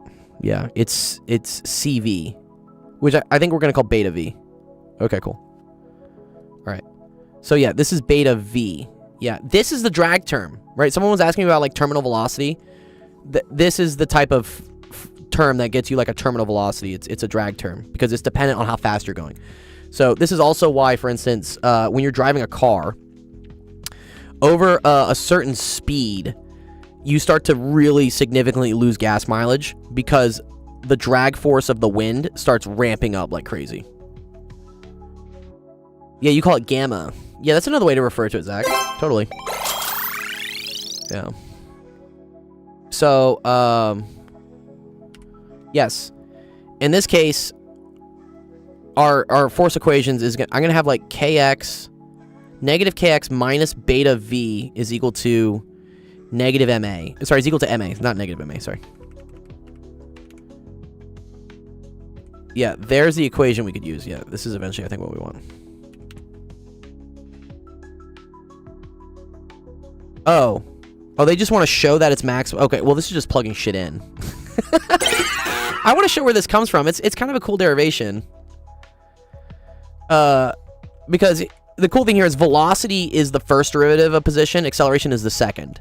So you can write it this way. So actually, if we move everything over, you get m d squared x dt squared, right? So this right here was the acceleration term. Plus beta dx dt, right? Plus kx is equal to 0. And correct me if I'm wrong, this is beautiful actually, right? Because the solution we know for this one is just it's e to the alpha x, right? I think it's what I say. I say x is equal to e to the alpha t, right? Yeah. We assume this is a solution such that dx dt is just equal to alpha e to the alpha t, and then d squared x dt squared is equal to alpha squared e to the alpha t. So this is important. This is in calculus. You learn about how to take derivatives of e to the x. Derivative of e to the x is always just e to the x, but then there's a chain rule of like what was up in the x. In this case, it's alpha t, so an alpha has to come down every time. Okay, so now I can solve this. So this is m alpha squared e to the alpha t plus plus beta alpha e to the alpha t. I think so. We'll see. Plus k e to the alpha t is equal to 0, right? So all the e to the alpha t's go away. I don't need any of these. And this is super cool.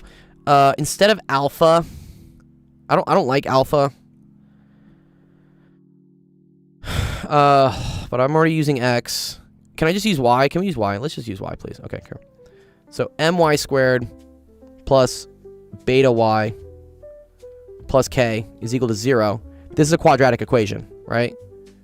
Whereby I'm going to do x is equal to negative b, or sorry, y is equal to negative b, so negative beta, plus or minus the square root of b squared, so that's beta squared minus 4mk all over 2m.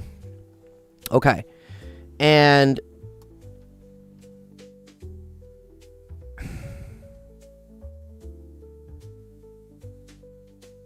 we're going to get to that. I think there's also a term on it, no?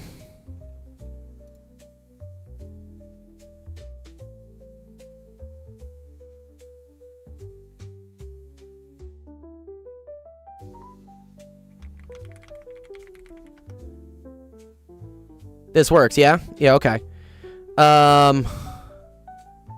So this is where you have the arguments of damping, right? Whether you have critical damping, underdamped, or overdamped, underdamped, or critically damped, right? And I think the maximum amplitude occurs at is that critical damping?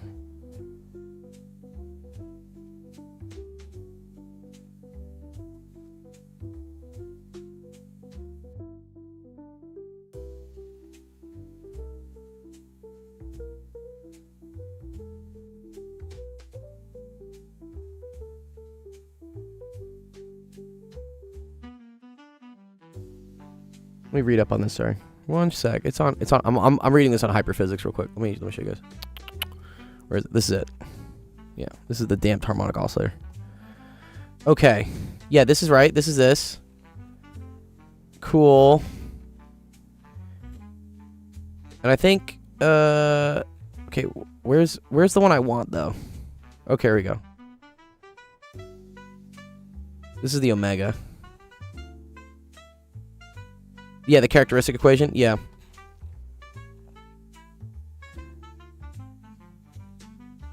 I think we want the underdamped case, right? So critically damped means overdamped means it doesn't even oscillate. It just slows and just dies. Critically damped is the time for one oscillation, right? Overdamped is it takes forever to get there. And then underdamped, I think, is what we want. Yeah. Okay. Okay. I think we're underdamped. And underdamped is where you have imaginary solutions because you need it to keep oscillating. I can do linear algebra, yeah, for sure. So that's when beta squared is less than 4mk. right?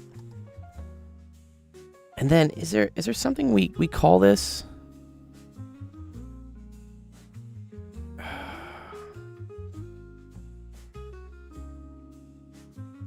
Dun, dun.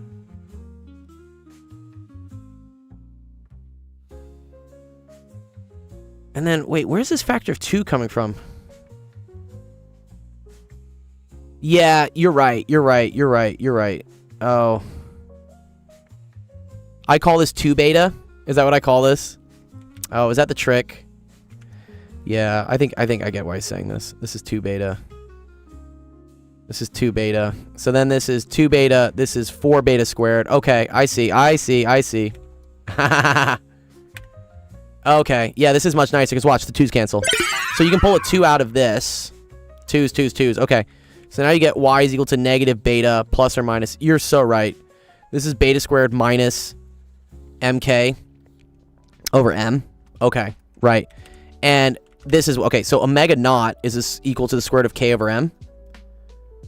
So, omega naught squared is equal to k squared over m squared. And do I end up like pulling that out?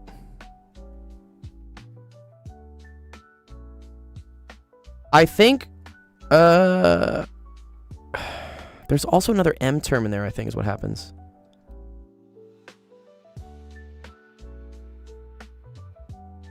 It's just k over m. Yeah, sorry, it's just equal to k over m. Thank you. But then, how's there another m in here? Oh, John Taylor has it? Yeah.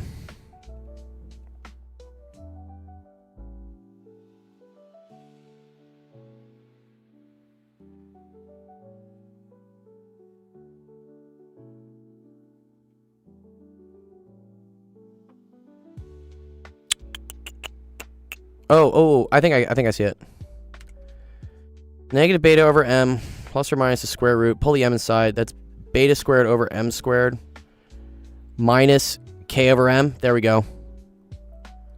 Okay, so negative beta over m plus or minus the square root. Beta squared over m squared minus omega naught squared. Okay, and then, yeah, I think they define is instead of just being 2 beta, it's like 2 beta m. Why are you allowed to call it 2b? Because you can just say that the damping coefficient has to be related to some constant b, and 2 is another constant. It's just a number, right? So this will just mean whatever my solution for beta is has like an extra 2 on it. You just have to divide out, but it's a constant.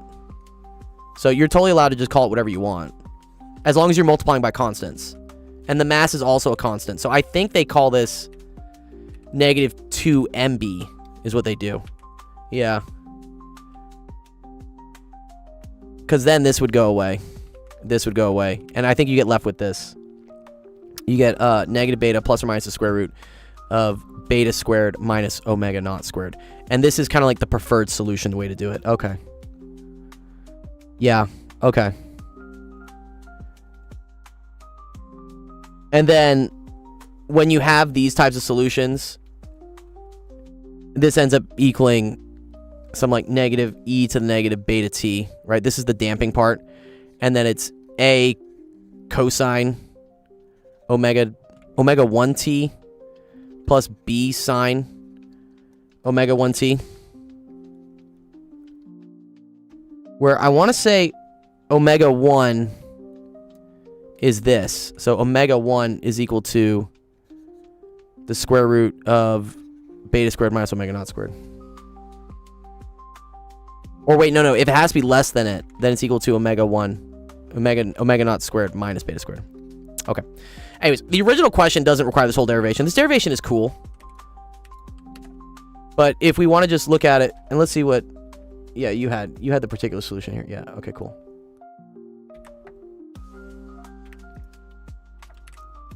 We're doing some physics here. Yeah. This is the solution you do for it. Yeah, into the equations of motion. Sorry. Uh-huh. And then, yeah. So, see, B was defined as 2m beta. I see. Okay.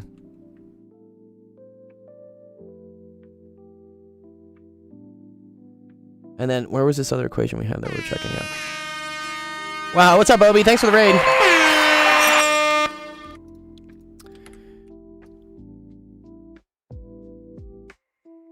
Yeah, no, I have a PhD in physics. I've definitely done this before. I don't remember it. What's up, Obi? Yo, big shout out to Obi. Thanks for the raid, dog. Obi's another one of our awesome Twitch math streamers. He lives on the other side of the pond though. He's in England. So, everyone's doing good. Yeah, we're doing a little bit of physics here.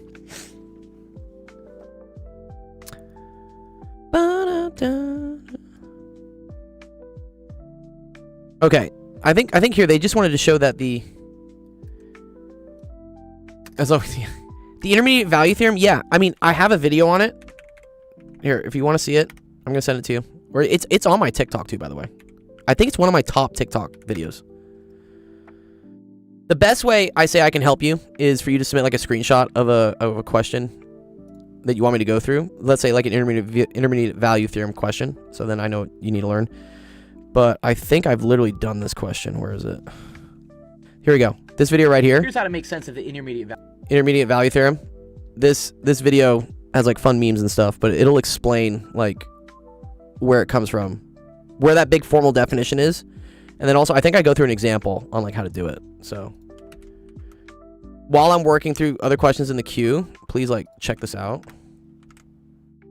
Also, if you're on YouTube, you can just go to my YouTube and type it in as well. If you go to YouTube, where's my channel? Really enjoy. Oh, dude, thanks for the €2. Look at that, dude. We got some donations. That's fucking dope, dude. Thank you, man. Yeah, intermediate value. Just click here. Just search on here. And then here's the IVT. I have a video on it. It has 13,000 views on it. This one did pretty well. And then I also do the mean value theorem and Rolle's theorem, because that's another cool one. So, yeah, please check those out. Okay, so I think we solved this one. If you want to show its maximum when omega is equal to this, so you're just looking for this to blow up. Right, sorry, let me show. Sorry. If you're looking for this to be maximal, you're just looking for the bottom here to be equal to 0, right? Because that's when the amplitude just like goes to infinity. So if you plug in this into here, you're going to get omega naught squared minus, and then this is going to be omega naught squared minus 2 beta squared, I guess, right? We square that. But then that's all squared as well. And then plus 4 beta squared omega squared. This cancels with this. And then you get 2 beta squared. No, you're not the only 9th grader here. No, don't worry. This is advanced, right? This is college level. But like earlier, man, I was doing, what were we doing earlier? I do like some pretty basic stuff. Yeah, so we were doing geometry here. This was a geometry problem the other day. This is more physics. This is all kind of... We have had a lot of physics lately, but we do all sorts of math. This was Doppler effect we did. dAdW equals 0. I think you just have to show it blows up. Do you not? Yeah, don't worry. This is advanced. But like, if you watch, you'll learn some stuff. So if this cancels, you get negative 2 beta squared squared plus 4 beta omega squared.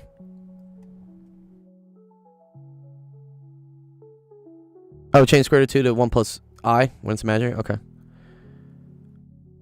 I feel like I needed another omega squared in here. Oh, but omega squared is also equal to this. Oh, watch this. Yeah. So this is also equal to omega naught squared minus 2 beta squared. Yeah? Okay, cool. Does that work for the units, though? Oh, this is 4 beta squared. Oh, thank you, Pietro. I appreciate the support, dude. That's fucking sick. Wow, we got 2 donations today from Europe. My European friends, dude. Holding it down. Pietro, tu sai che abbiamo lo stesso cognome? Mi chiamo Giovanni Rossi. I gotta remember my Italian. I have no one to speak it with, so I forget it so easily. Okay, 4 beta squared, and then this is omega naught squared minus 2 beta squared. Let's see if this cancels. I think it does. So 4 beta squared plus 4 beta squared omega naught squared minus 8 beta to the 4th. Okay. So then, that's 4 beta squared omega naught squared minus 1, right? Because 4 minus 8 is negative 4. I'll put that there, and then there's that. Would Grandmama give you a tap on the head? Maybe.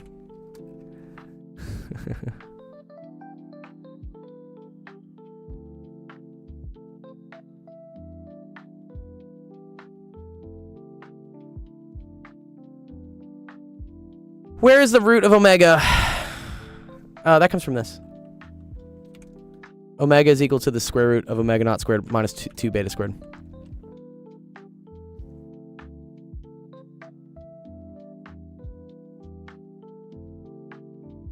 Aiken's right. I have an exponent wrong.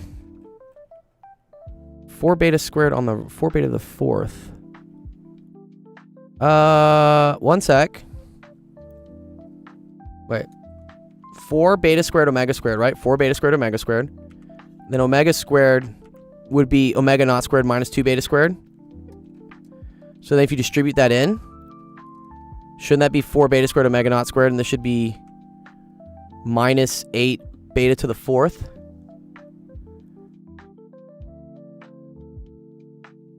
Good luck, dude. Good luck, yeah.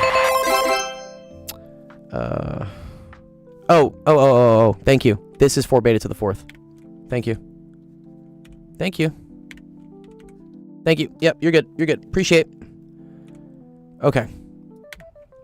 Okay, so now that's 4 beta squared omega naught squared minus 4 beta to the 4th. I think I wanted this all to equal to 0, right? If the denominator is equal to 0, the amplitude should blow up, right? Teacher, my girlfriend is pregnant. What's the solution? Be a father. Don't run out on your kid. Okay. Omega naught squared. So this occurs when omega naught is equal to beta squared. Is that the solution, when omega naught is equal to beta squared?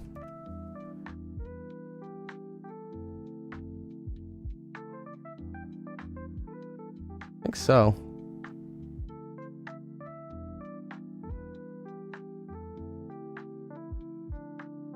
Maybe we do have to do the derivative.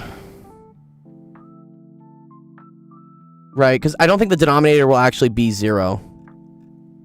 Yeah, okay. I was just hoping it would blow up. Alright, fine, fuck. Sometimes this happens. Alright. I'll do it again. Okay. Let's call this y. For instance, right? And I want dy dw to be equal to 0. Because in order for something to be maximal or minimal, I need the critical point, which is where the first derivative is equal to 0. Plot it on Desmos. I mean, we could do that. That's cheating, though. Isn't that cheating? No? The cool thing here is we have everything just in terms. You can do d omega squared. Okay, true. Okay, I like the change of variables. That's a good idea. So yeah, let's just say that let's just say x is equal to omega squared. Okay, so now my new equation is omega naught squared minus x squared plus 4 beta squared x. Yeah? We're not doing implicit. No. You look so handsome and intelligent. You say, dude, everyone's single, bro. What? Have you seen the birth rates, dude? Obviously, don't. They're go terrible. And do that. Hey, you do whatever you like. We You can't single. condone anything of the sort. No, we can't. Okay. All right. I want dy dx be equal to 0. Let's take the derivative of this. This is a chain rule, right? Yes, exactly, because omega naught is constant. I'm only doing this with respect to omega because we want to show that the amplitude is maximal when omega equals something. Beta is a constant, omega naught's a constant. So this is 2 omega naught squared minus x to the first times the derivative of what's inside, which is just times -1. And then times this, which is just plus 4 beta squared. Yeah? Cool? Okay, so move that over from the 0. I get 2 omega naught squared minus x is equal to 4 beta squared. And we're solving for x, right? So omega naught squared minus x is equal to 2 beta squared. X is equal to omega naught squared minus 2 beta squared. Did I do that right? Okay. And that was omega squared is equal to... Okay, well, let's just see, right? So this is... Okay, so when... This is when the derivative is equal to 0. So this is a critical point. If I wanted to prove this is a minimum, then I just have to find out what the second derivative is. So here, this was the first derivative. Do they just try to flirt? I don't know, maybe. So d squared omega... d squared x d omega is going to equal d dx of this, right? Which is going to go away. And cool. This is also going to go away. I don't care about this. It's just going to become a 1. Yeah, I'm just going to get... this is going to go away. And then I have 2 times -1 times -1. So that's going to be 2. Cool. All right, if the second derivative is positive, that means our curve is concave up, which means our critical point is a minimum. Right? Derivative 1 over y. We don't have to do 1 over y. Okay, cool. Okay, so now we've proven it, right? So, A is maximum at omega squared is equal to omega naught squared minus 2 beta. You might be able to solve all these factorial problems, but you'll never be able to solve my heart. Oh, it's cute. Okay, so omega is equal to the square root of omega naught squared minus 2b. That's your solution. Nice.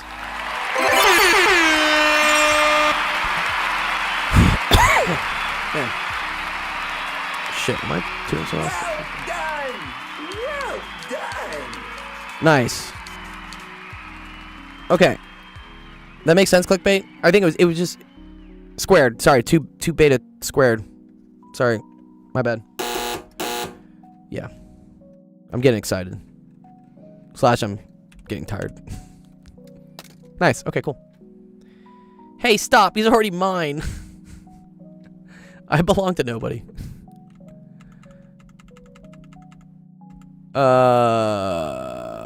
Okay, nice. Good question there, clickbait.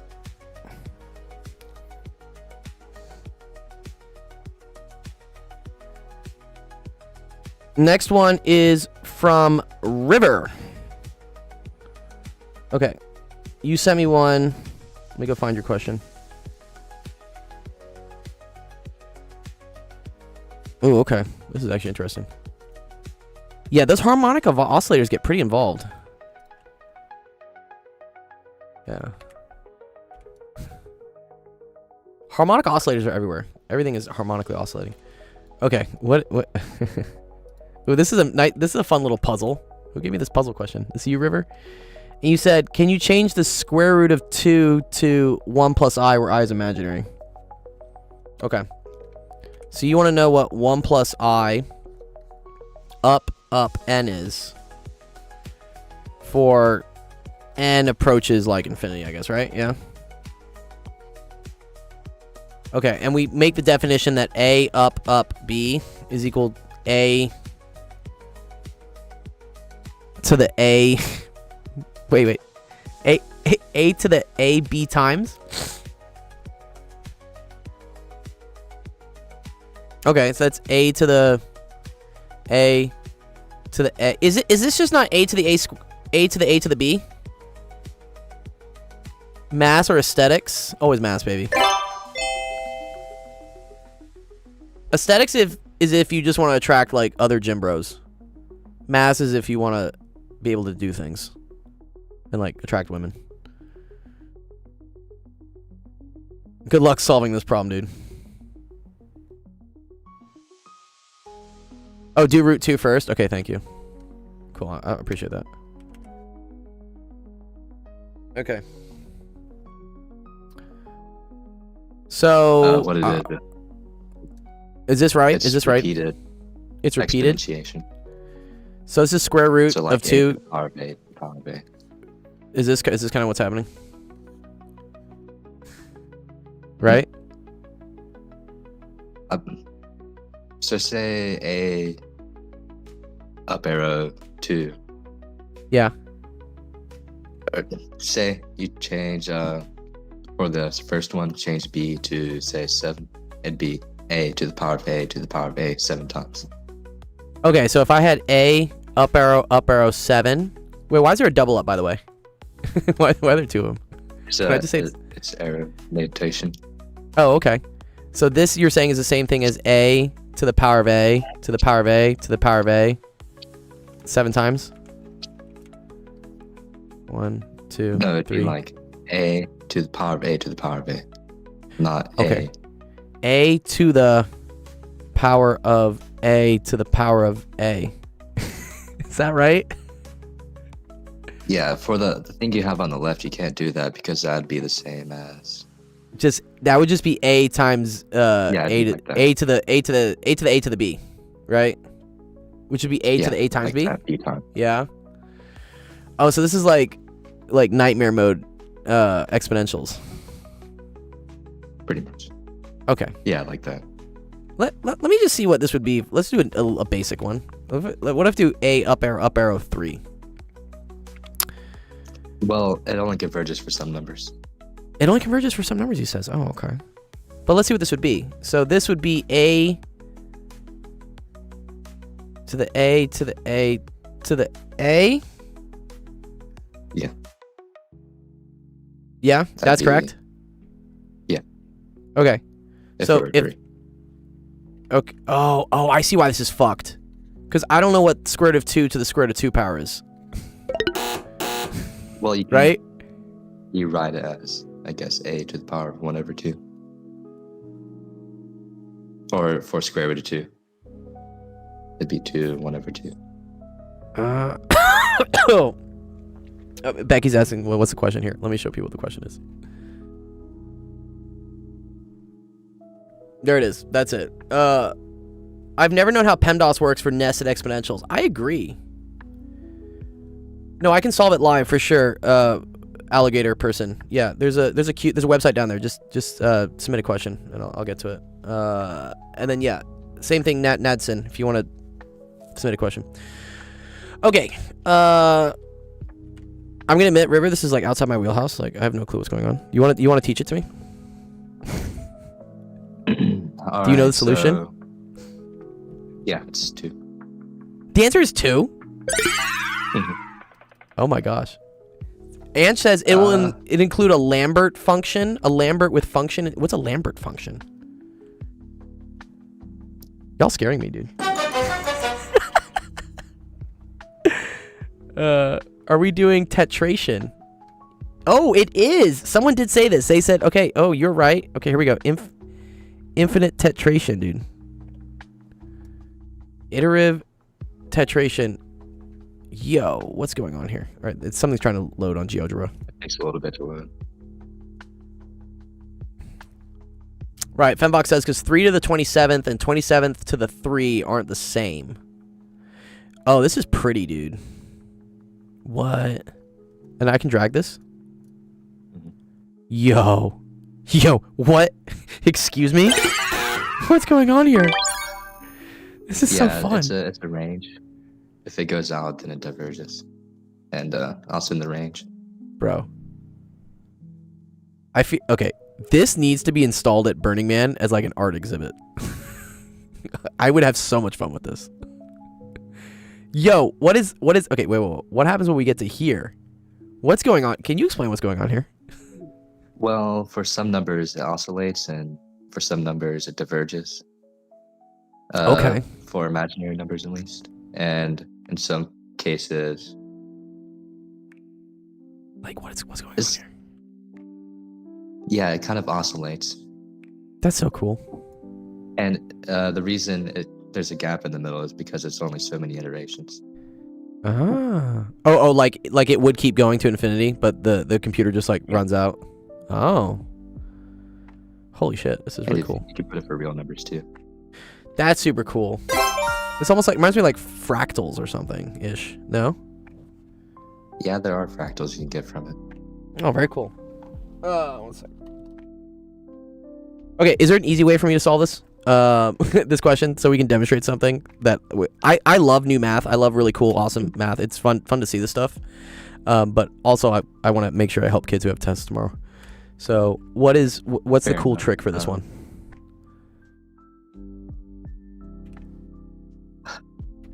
I don't really know the proof myself. Oh, you don't know it? Or I don't understand the proof.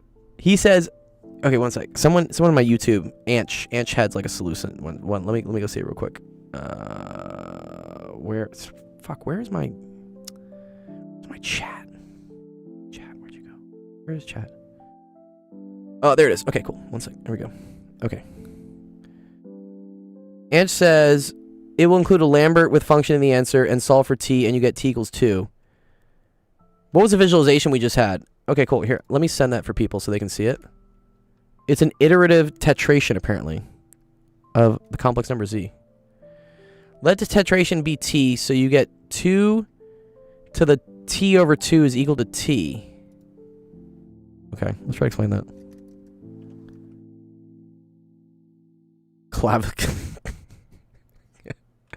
I love you, Odin, dude. You're hilarious.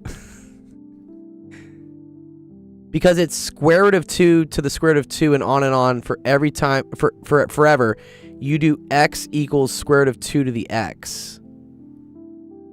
Oh, I think so it's almost like recursive. Kind of. Okay. Is equal to t. Oh. Yeah, I'm pretty sure you can do that. Oh. Ouch, this hurts so much. No, because I see this. Okay, so 2 to the t over 2. I see it. I see what you're saying. Oh my god, yes. Because 2 to the 1 over 2, right, is equal to the square root of 2. I understand that. But then this is doing it t amount of times, but then there's also a t here. Well, okay. I guess you could think of it as 2 to the power of 1 over 2 to the power of square root of 2. Yeah. It's not 2 to the 1/2 is equal to 1. Not t to the 1/2 is equal to 1. Hence t is equal to 2. Oh, I see. Oh, that's cool.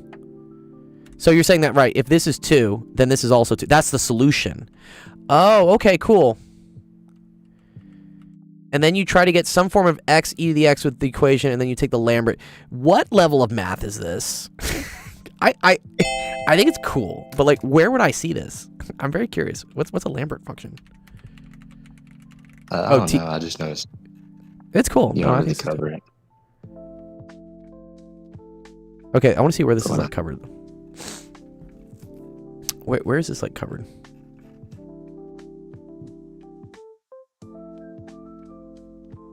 Take the t through. No need of Lambert. I made a mistake. Oh, you don't need the. Okay. All right. T is also 4. That is true. 2 has these weird properties, right? Because 2 times 2 is equal to 4, but also 2 to the 2 is equal to 4. Yeah. Pretty sure it has infinite solutions. But apparently the answer is 2. Or the answer is also 4. Are there other answers it could be?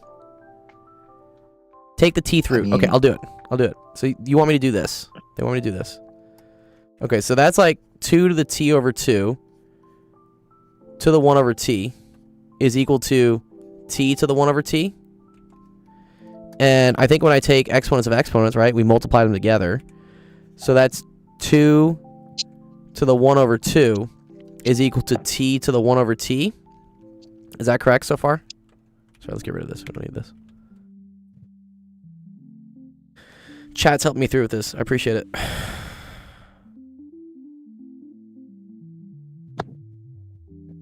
Oh, so, and is this the definition of what we already had? Now compare. Okay, now compare.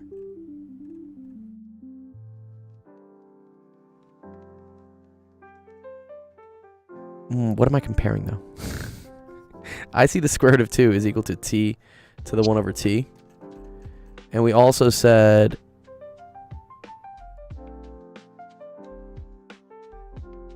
Oh, what's the comparison, Ansh? Sorry, I'm missing the comparison.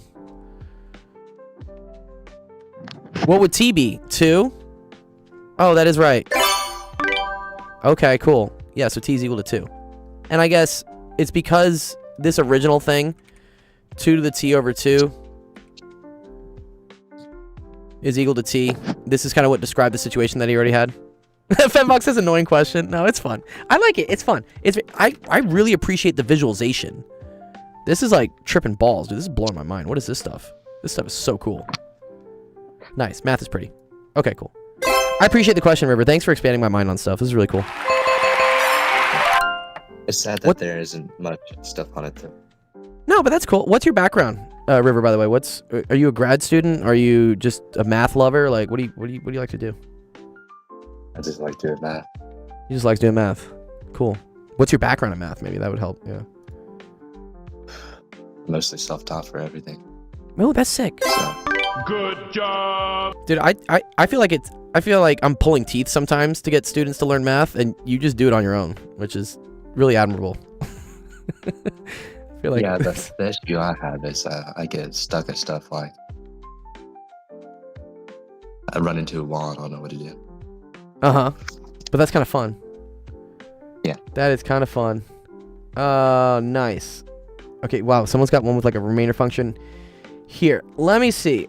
I'm going to choose, I know we have like an order of things, but I'm going to make sure, I want to try to help people who haven't asked questions yet today. So, Julian, I know you had a question. Let me do this one first for Julian. Just also to maybe like tone down the math a little bit, because I know some of my viewers are probably like, what the fuck's going on? Oh no. I like it. I like the high level math stuff, but yeah, it's also good to have like a little bit of balance. No. W stream, appreciate it. Yeah, Ren, you have a cool one as well. Let me just do this because I feel like this is easier to less rare math. Yeah, this is common math. Okay. Given f of x is equal to that and g of x is equal to that, evaluate the quotient of f of x divided by g of x. Cool. Isn't there a rule here? I think I just plug in 6. Right? Don't I get the answer if I just plug in 6? I think that's like that's a cool thing.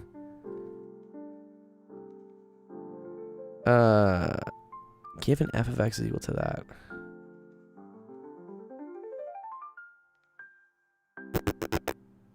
Okay. Let me just write it. Negative x plus 6. It's negative 2 comma 2. Maybe. And then we're dividing this by negative x plus 6. So wait. Correct me if I'm really wrong here. Don't these two things just cancel? And then this is the answer? Or is there like a cooler way to do this? I could think about maybe like foiling this and then doing long division. Is that the other way I want to do it?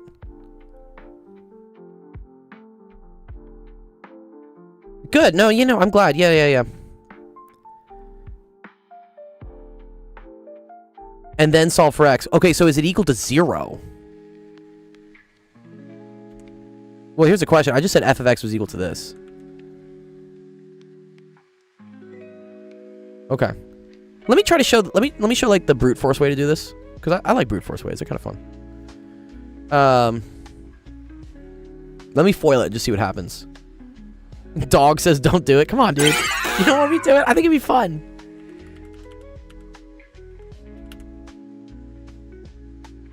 Negative x plus 6. Oh, stats can be hard sometimes, dude. Yeah, negative x plus 6. Yeah, right?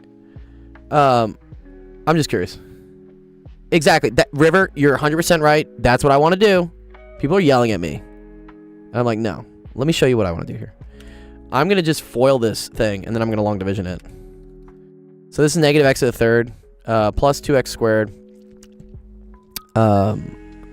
minus 4x. You said an integral, Lucas? What's your username? Is it Juliant Lamb? I see something from Renren. I see something from Odin. Yeah, we got a bunch of people in the queue, but I'll do them.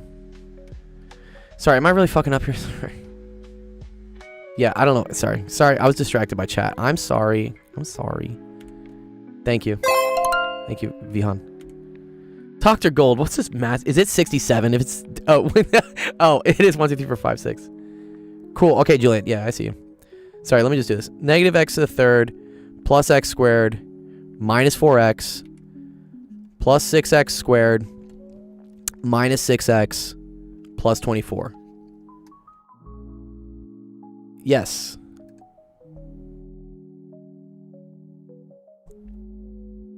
Yeah, I'm still going. It would have ended, but I'm feeling generous today. Okay, negative x cubed. Also, we've gotten some donations today. W Europe. I think I've gotten euros. Did I get Canadian dollars today? So yeah, that's pretty cool. Okay, minus 10x plus 24. Y'all keep the lights on. That's what I'm doing. Am I not allowed to do that? I feel like I can. It's a free country, right? Still, I think. Okay. And then let's divide this by negative x plus 6, right? So I'm literally going to do long division. This will teach people something. Someone gave me 5 Canadian dollars. Nice. Dubs.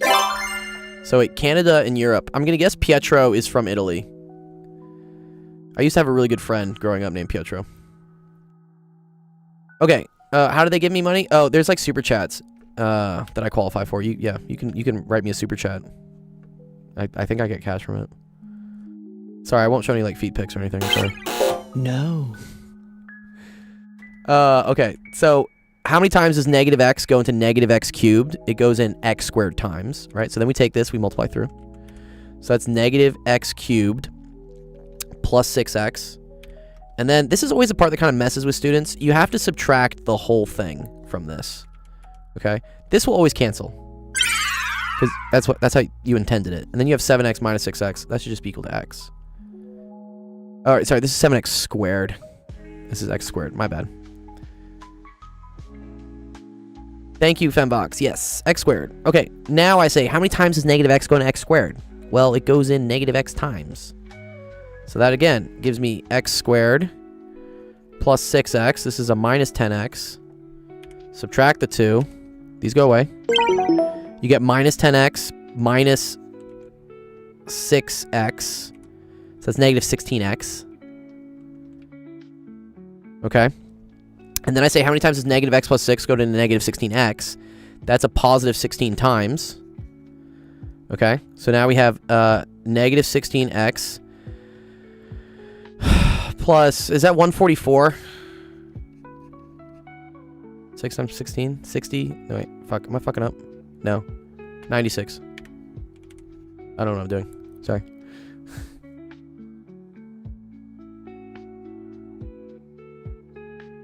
Thank you, Vihan. Is it positive 6? No. It was minus 10, right? That came down here. Did I screw up already? Oh, wait. It's minus x, right? This was minus. Thank you. So it's plus. Thank you. I screwed up. Sorry, my bad. I'm hitting this is almost the 3-hour mark of streaming, so I'm getting tired. Okay, let's lock in here. Let's lock in, chat. Negative x squared times minus 6x. Cool. So it's negative 10x plus 6x, which is going to be minus 4x. None of this aesthetic nonsense anymore. I guess mass is law from now on, yeah.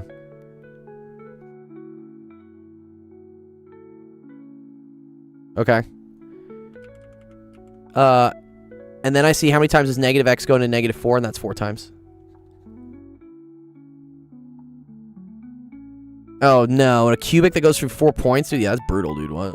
Okay, minus 4x plus 24.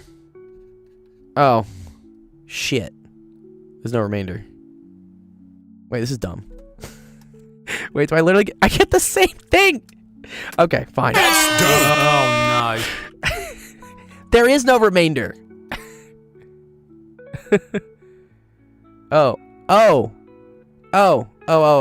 Sorry.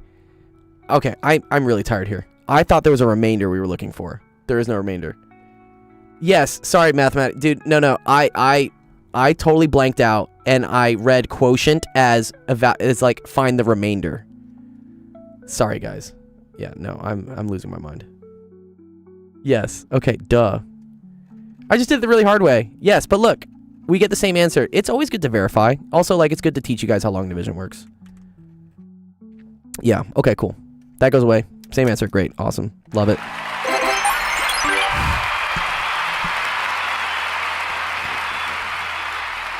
Thank you, dude. Appreciate it. Yeah, it's one of the many things we do. I mean, the stream is like a good funnel to get people into our community so that, you know, they improve their lives and stuff.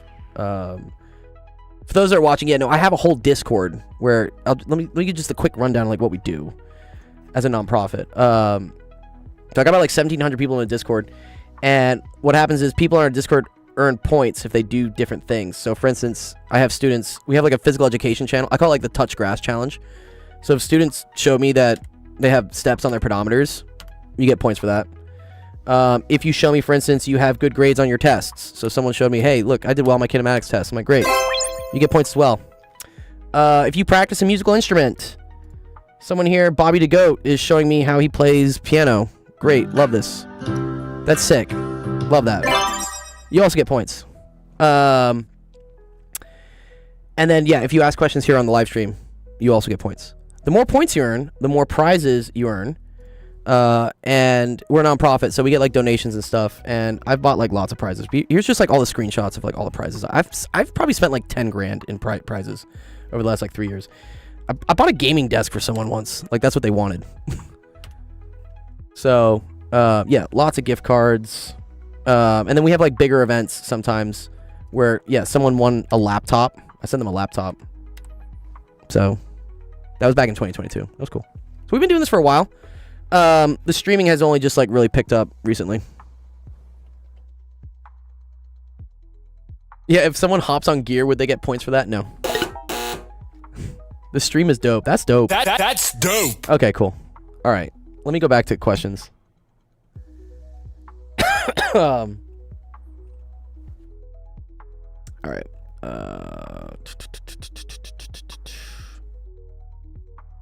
Where were they? There they are. No, it was here. This one, Julian. This is yours? Okay. Okay. Someone is really trying to hurt me tonight with questions. Yeah, you can definitely win a laptop. It's happened, dude. Yeah. If you do well during like one of our summer tournaments, it's during the summer. I get like a lot more funding, and then like I do like big events. But you could easily, I have students that the first gift we give out is like a $10 like gaming gift card. Kids get that in like a week and a half. If you like really try in the server, it's easy. Okay, is this your question, Ren? Is this the one you gave me? You trying to hurt me here? How do I get funding? I mean, the stream helps. I got a couple bucks here today. A lot of it's like I apply to grants. I get private donors that just donate. They think what we do is cool. The eventual goal is to have Google pay me more with like AdSense, right? With these streams. So that's why I do these. I do these streams as like exposure as well to hopefully funnel in some more cash. This hurts to look at. I agree, Omar. Omar, how'd your test go, by the way? Didn't you have a test that we helped you study for yesterday? Okay. I have no fucking clue what a gamma function is. Anyone want to explain to me what a gamma function is? This does happen at some points during the stream where for whatever reason the algorithm just starts sending me towards people who have really awesome high level math questions. And I'm always down to work through them. It's fun. My primary knowledge is helping middle school, high school, early college, but I will try to do this. Oh, nice. You got 92 in the quiz. Dope. It's a continuous factorial. Okay, let's look it up. We're going to learn some stuff.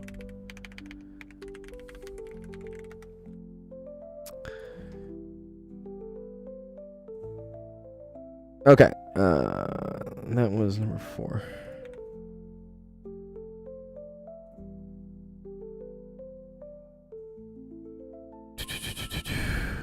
Gamma is a complex extension of a factorial. Okay, let's see. Gamma function is equal to this. Cool, I like this already. This is like useful, right? Okay. Continuation of x factorial while x is not natural. Wow. Dude, what's with these awesome like symbols? Like graphs and stuff. You guys got like the cool stuff, dude. What?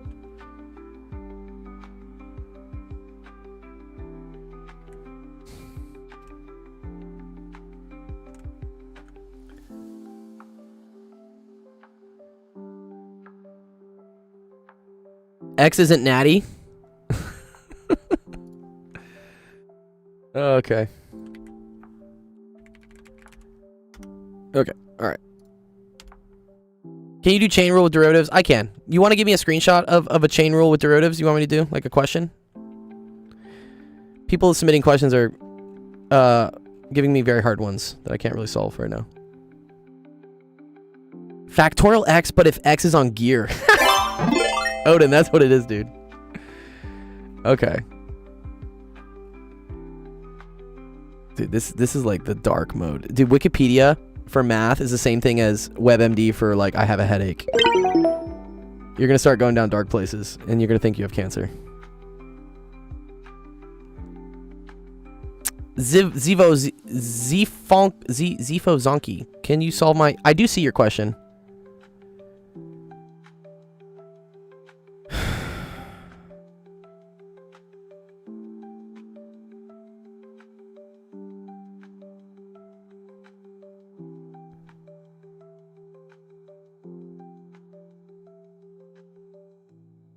Let's see. Let me see how ChatGPT does this, and maybe you guys can help me explain this, because I don't really see how to do this real quick. One sec. I'm gonna.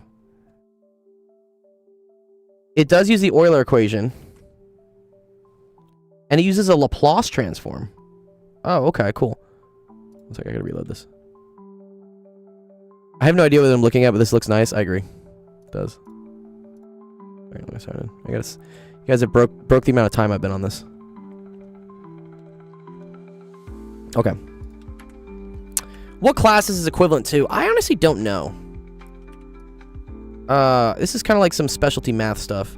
Okay, so they go first off into writing cosine of 2x in terms of the Euler equation, which is cool.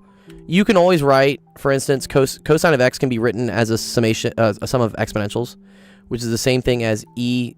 So cosine of x is the same thing as e to the ix plus e to the minus ix all over 2. This is very useful. You will use this outside in like other math classes. This is definitely university, right? So if you had cosine of 2x, right, all that happens is this x gets replaced by 2's here. Okay? So now I have cosine of 2x is equal to this. And then we have to use this, which I guess is a given, which is that this kind of looks like what I got here, except, it's got a Laplace, right? All right. This a to the s is the e to the a. Yeah. So I think in Laplace land, right? 0 to infinity of like e to the a is the same thing as like a to the s when you pull it out. You think there's a placement test I can do? Yeah. Have you ever tried doing Mensa? You should do Mensa.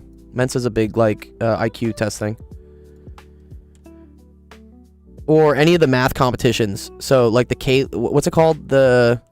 Mensa. Yeah, one sec. Let me show them real quick. A lot of you really smart math people are asking about things. So Mensa IQ test. This is a big one. Yeah, you can get like certified or something if you're really smart. This is a good one. And then I want to say, what is it? The Waterloo math competitions.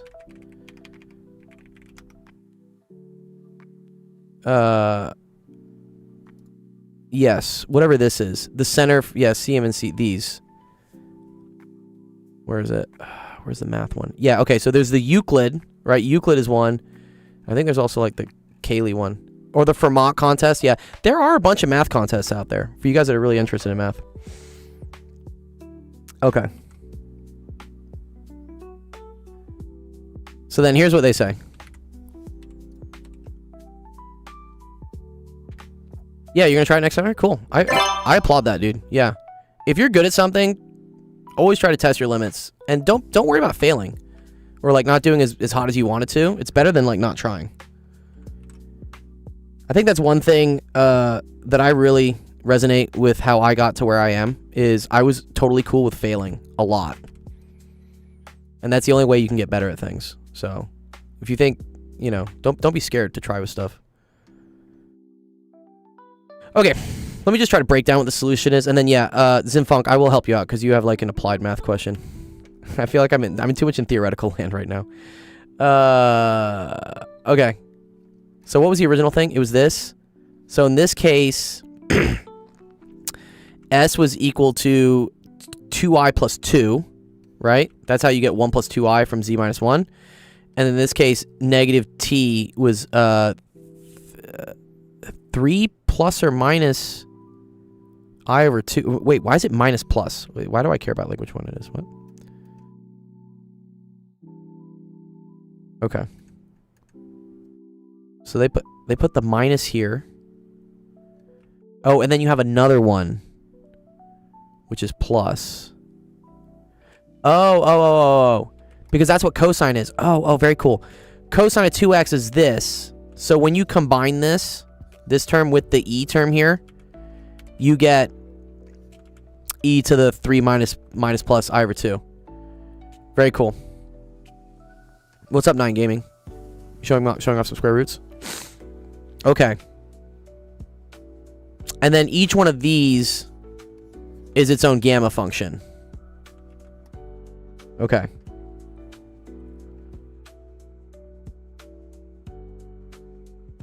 The thing with failing is your GPA will get lower and you might not get into a good college. Okay, sorry. When I mean failing, like don't fail your classes. I mean failing like challenges and stuff. River has a good one. He says you don't have to climb the mountain in a day. Just take one step. As long as you keep moving, you'll make it eventually. Yeah, perseverance is very important. So yeah, for a contest, there's no punishment really if you fail. So won't affect. Yeah, just try it. Okay, cool. This was a cool question. Let me work on to something a little bit more applied, and then I do have to go run. I have to go tutor a student in algebra. So here, Zfunk. You let me know which one you want me to work on. What's the best way to study math? Do problems. Practice problems are great. Let me see all the other ones. We did have a lot of questions today. Ren, this one's cool. X to the 100 plus 1 is divided by this. What remainder does this yield? Wait, was this... Can you do this with long division? Or does this just become an absolute mess? Because you have like 99 terms behind this. I'm going to wait for Zfunk to tell me which one he wants me to do. And then Odin, I appreciate this one. This one was good. Contour maps. Number 2, number 4. All right.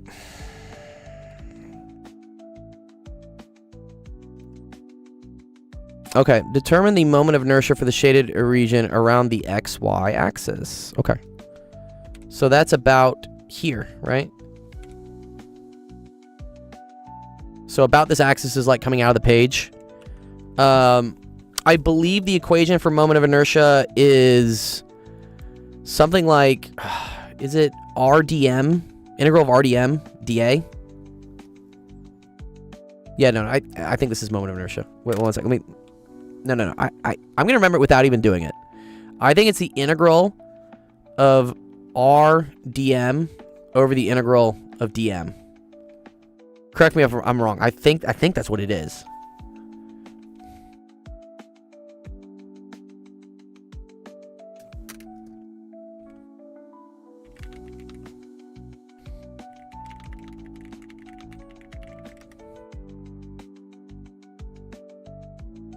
Yeah, because it's like summing up all the MR squareds, but what is it? Oh, that's the center of mass. No, this is what it is. It's R squared dm. Yeah, okay. No, I got it. Sorry. Yeah, sorry. This is the center of mass. That's what I'm thinking about. Sorry, center of mass. Yeah. Okay. So, I is equal to the integral of r squared dm. The loon of Hippocrates. You know what we also did? We did the window of... Who is it? Somebody's window. Viviana's window. We did that a couple streams ago. That was hard. Okay. It's r squared dm. Okay. Where...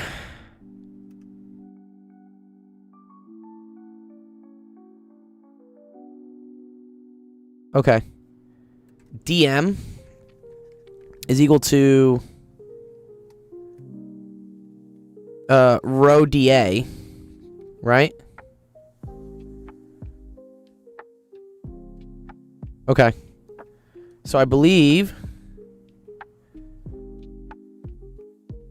Okay, well, about the x squared is the integral... But I thought it was about the... Oh, sorry. I thought it was about the x... Sorry, I thought it was about the z-axis. I fucked up. Sorry. I saw x, y axis. I thought it was like the xy plane. I thought we were doing this moment of inertia. That would have been easy. Okay. About the x-axis is the integral of x squared dA over the integral of dA. The same thing for the y-axis. Okay.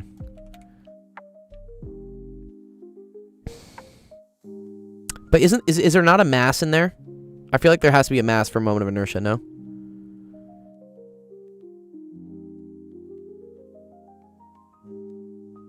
Oh, this is the kind of TikTok I like, yeah. I think it's this, no?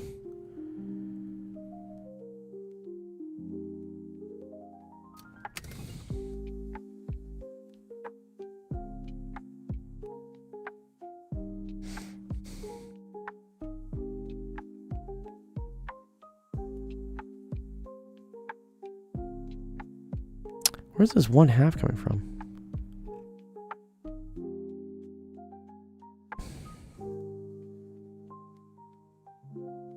Yeah, because then you can get into like tensors.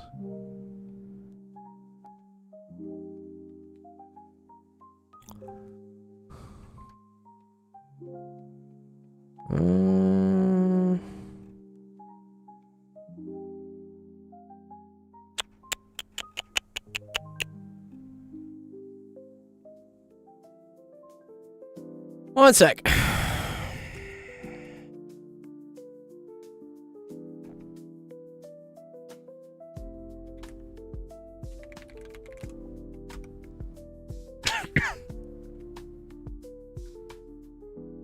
How are all our platforms connected? It's called Social Stream Ninja, is what I use. Yeah, so I have you on TikTok. I got you on Twitch. I got you on YouTube. And then also on the right here is Discord. So we got all of them. I think it's a cool way to like bring, because I have different communities on all of them. Like my Twitch community is probably my tightest and most intimate and like the most constant. YouTube is probably the best exposure. I get the most people I see on YouTube, like new people for sure.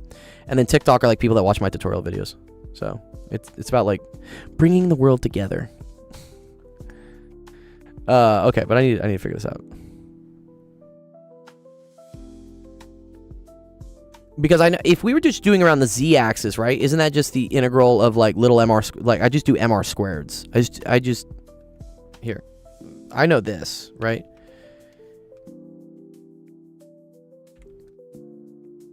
If I'm finding the moment of inertia about this, right, in this axis, and we're looking at stuff here, all I'm doing is adding up mr squareds, right?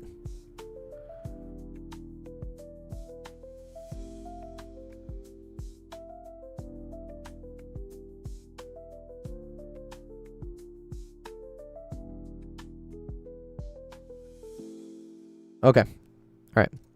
Yeah, if I know the integral, I can do it. I guess it doesn't depend on the mass, which to me is interesting. I feel like it should.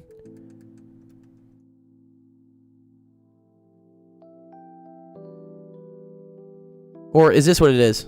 Oh, okay, wait. So, Ix... I think I'm getting this. Ix is equal to m And then it's adding up all the little like MR squareds, but in this case, you're doing the Y strips, Y squared dA. Yeah? Okay. I have not done much group theory, but I have other people in my stream that have. Okay, Y squared. Let's do dy dx. Here, let me pull this into its own little page. Get rid of this. So people can see what's happening. Okay. So in terms of y, right, we go from y equals x to y equals... Oh, I see. We got to solve for this. Okay, so if y squared is equal to 2x, then y is equal to the square root of 2x. Okay, so let's set our bounds here. So dy, y is going to go from this bottom line to this top line. So that's x to square root of 2x. And we still got y squared, dy. And then x is going to go from 0 to 2, right? That's our bounds from x. Y dy dx, or I'm confused. Okay, so area is dA, right? This is area. And area is equal to usually x times y. Thank you, River. I appreciate that, dude. Thank you, dude. Come by anytime. So, yeah, dA, right, is this area. And so you can think about like infinitesimally small pieces of area that have a width dx and a height dy. And then the area of this infinitesimally small square is just dx times dy, right?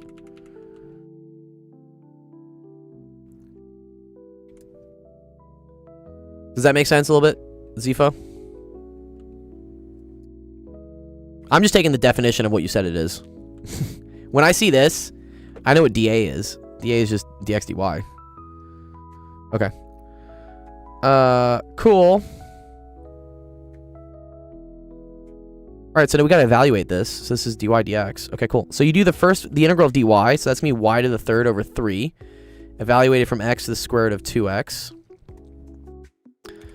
So that's gonna be equal to square root of 2... square root of 2x altogether. So square root of 2x all to the third over 3 minus x to the third over 3. So now we're left with integral. Here, let me like just put this into here so you can see what's happening. So that's 0 to 2. And then that's going to be square root of 2x all to the 3 over... Let's pull the 1/3 out. Just pull the 1/3 out because I know I have a 1/3. So it's this minus integral from 0 to 2. And then we're going to do this integral. X to the third. And then all that's left is now the dx. And this is on everything. Is that good so far? So what Zifo, I took this to evaluate what like this first part of the integral of the double integral was. And now I'm going to do the outer integral, which is 0 to 2 dx of each one of these things. And I also pulled a 1/3 out just to make life a little bit simpler. Because this integral is easy. How to do optimization? Optimization is great. Get stuff in terms of one variable, make the derivative equal to 0. Evaluate. So this is x to the 4th over 4. Evaluate it from 0 to 2. This is a little trickier. Because this is the same thing as... So we can pull out the square root of 2 cubed. So you have square root of 8 on the outside. Let's just do that. And then this is the square root... The square root of x to the third. So that's x to the 1/2 all to the third. So the same thing as x to the 3/2. So raise the power and then divide by it. So you're going to get square root of 8 times 2 over 5 x to the 5/2 from 0 to 2. And then all this is still times a third, right? All right, so let's see what happens. So nice thing is the zeros all go away. All right, I don't care about these. Plug 0 in, we're awesome. This is also a minus here. So, we got 1/3 square root of 8, 2 over 5, 2 to the 5 halves. Oh, that's so messy, dude. 2 to the 5 halves. Oh, 2 to the 5th is 32, right? Square root of 32. Minus 2 to the 4th over 4. Okay, what do we got here? 2 square root of 8 over 15 times 2 to the 5 halves.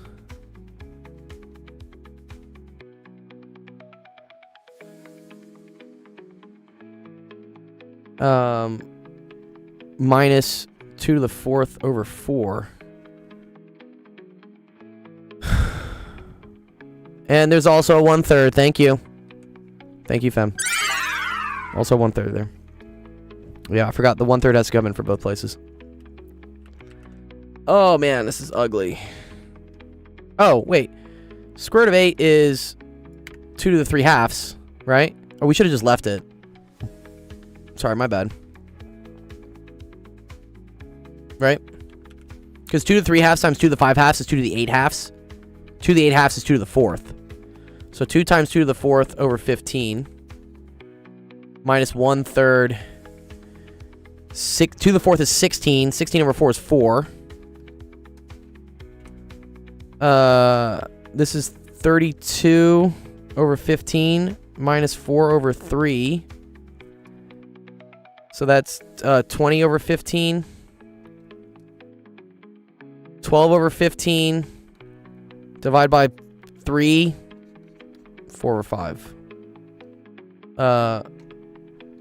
And then, well, I think there's an M on it.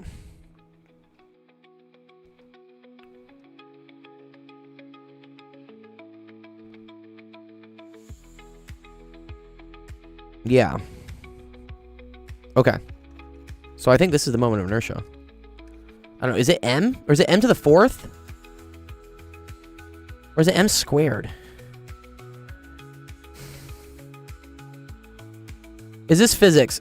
This is applied math. Kind of physics.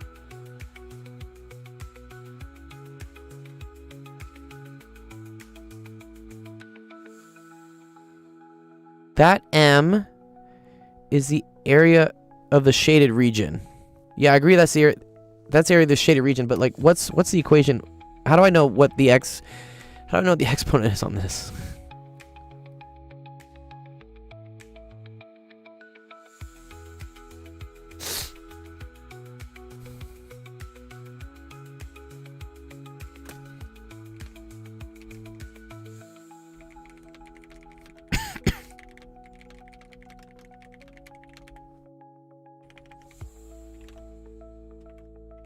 What's up, Liam?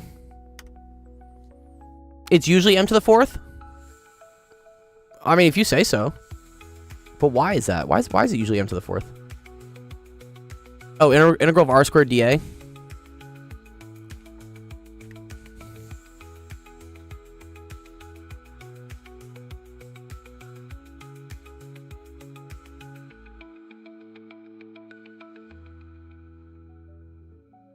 Oh, dude, M is not mass.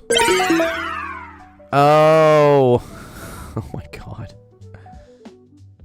Okay, sorry. That's units. Okay. Oh my god, I'm so dumb. Sorry. Okay. Yeah, okay. Yeah. All right. It's meters to the 4th. And the reason for that is dA is going to be meters squared, and then y is going to be meters squared. That's why I get meter to the 4th. Okay. Sorry, M is not mass. I thought M was mass. I thought you need a mass term in here. Okay.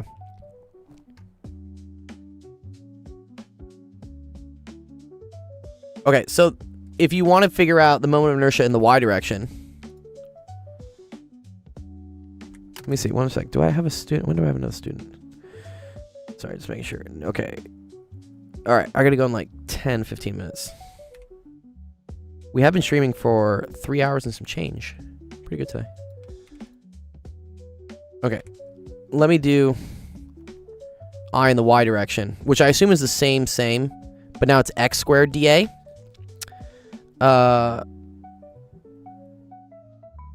Right? Draw Bambi now. I don't think I can draw Bambi.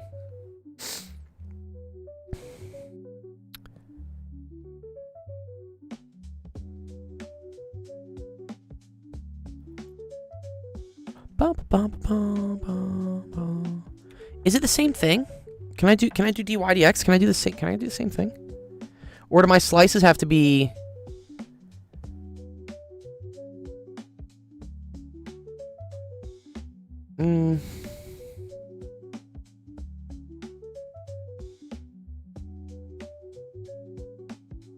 Yeah, the way I'm handling the problems. Thank you, dude.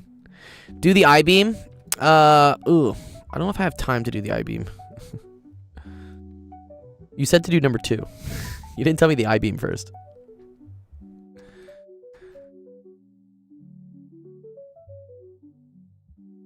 Wow.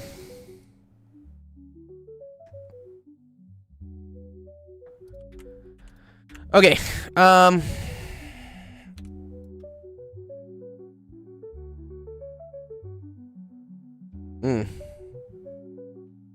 I feel like you just have to add it up for all the different shapes, no?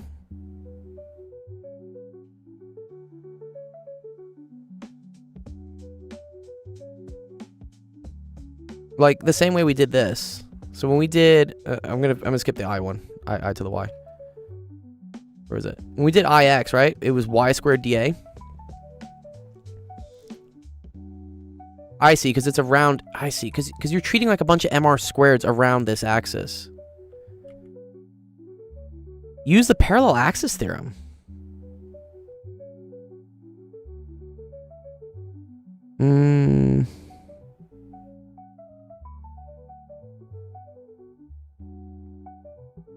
Would you be deciding to then do it from here?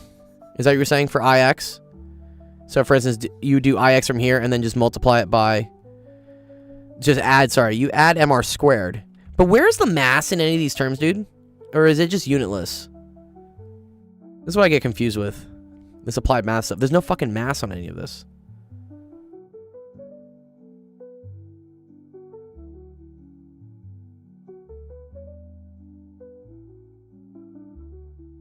Ooh, good question. Do we? Yeah, I'm confused. Yeah, I mean, it's like 2 different questions, I feel like. Oh, no. You have to just do it for all the different ones.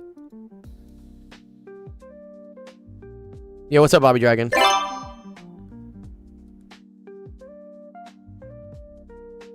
Okay, Mike says moment of inertia can be expressed as the moment of inertia can be expressed as the second moment of area. That's why it's units to the 4th. Okay. But there's no mass term? I'm used to moments of inertia having mass in it. I'm a physicist. I'm not an applied math guy. Mike says, oh shit. For the I-beam, you need to determine the centroid if it's not doubly symmetric. Oh, it's not. Yeah, I noticed this, right? Sorry. This is 90 millimeters wide, and this is 50 millimeters wide. So... Oh, I see. Fembox says, area moments of inertia treat the density as a constant of 1. Oh, so dm just equals dA. Wow, that's a fun little approximation. Mass is 1. Or density is 1, sorry.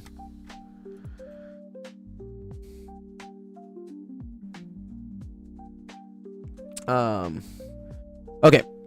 I am running out of time. Sorry. I do have to go teach another student, and I've been on for 3 hours and 11 minutes right now, so... yeah.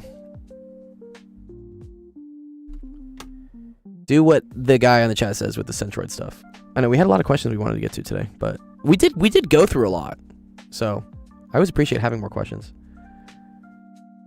Yeah. No, I see that. Okay, cool. Yeah, Ren. Yours was here, Ren, this was a fun one. He says, "Oh, sad." Genius. Let me see. Sorry, real quick, Ren. Let me spend 5 minutes on this. There were some great questions tonight. Yeah, I just want to see real quickly this. X to the 100 plus 1 is divided by x squared plus 5x plus 4. What's the remainder?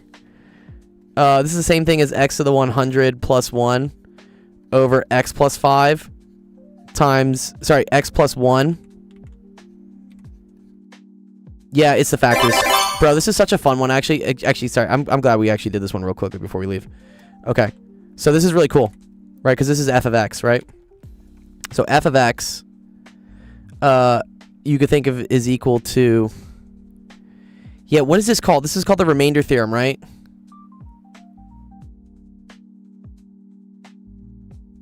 Oh, I need to remember how you write this.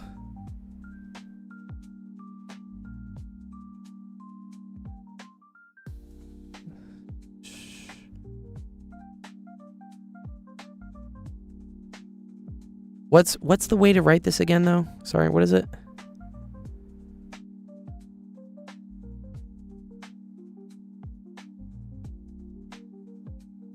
Dividing a quadratic, so remainder is linear. No, but there's another reason like why this happens, though.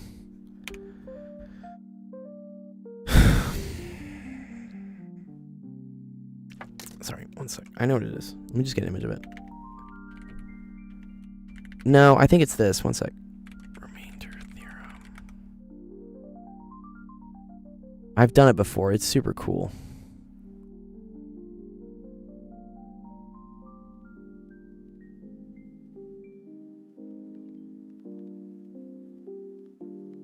Yeah, this is it.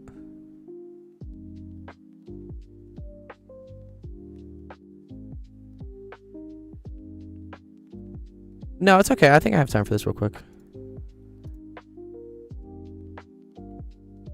When are you live? Good question. Yeah, so anyone watching wants to know next time we're live. The same website you went to go submit questions. There's also a streaming schedule here. If you click on the streaming schedule, this will tell you all the times that my live stream is on. So yeah, I'm way past my time right now, but it's okay. I had a little bit of extra time to work with you guys. Yeah, here it is. Okay. Oh, wait a minute. Okay, if a polynomial is degraded by a linear polynomial, where does E2I pi stream? Good. Yeah, here, let me give him a shout out here. Because I am doing a joint podcast episode with him on Thursday. But here, I'm going to post it for you. Here's his, he streams on Twitch. This is the kind. He does really cool streams. Like he talks about like math and like really high level math stuff. Yeah, and he has like a whole whiteboard. I love Zach. Zach's great. We all love Zach. But yes, this is his Twitch. And it should have it on the calendar. Where is it? Yeah, on the calendar here. Like mine has my Twitch address. His has his Twitch address. I don't think he's put it on these. I'll edit these for him so that it has his Twitch address on it. But this one has his Twitch address. Yeah.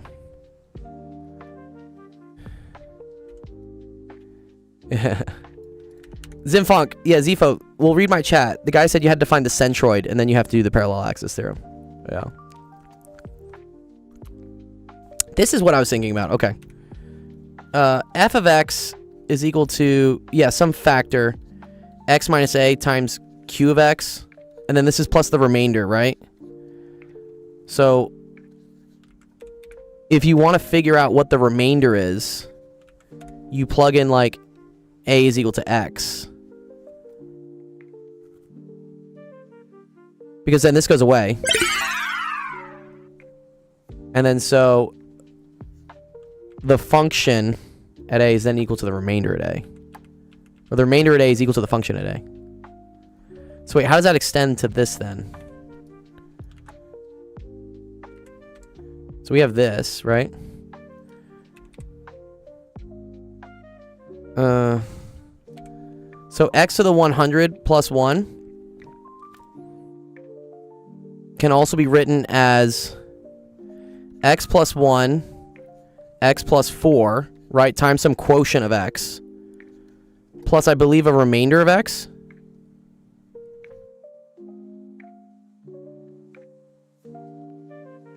Yeah? And so if we plug in like x is equal to -1, well then this whole thing goes away, right? And so the remainder would just be equal to the function of this at -1. And -1 to the 100 is just 1. So I think the answer is 2. But wait, can you have 2 remainders though? Oh no. Fuck. No, you can't have 2 different remainders though. Fuck.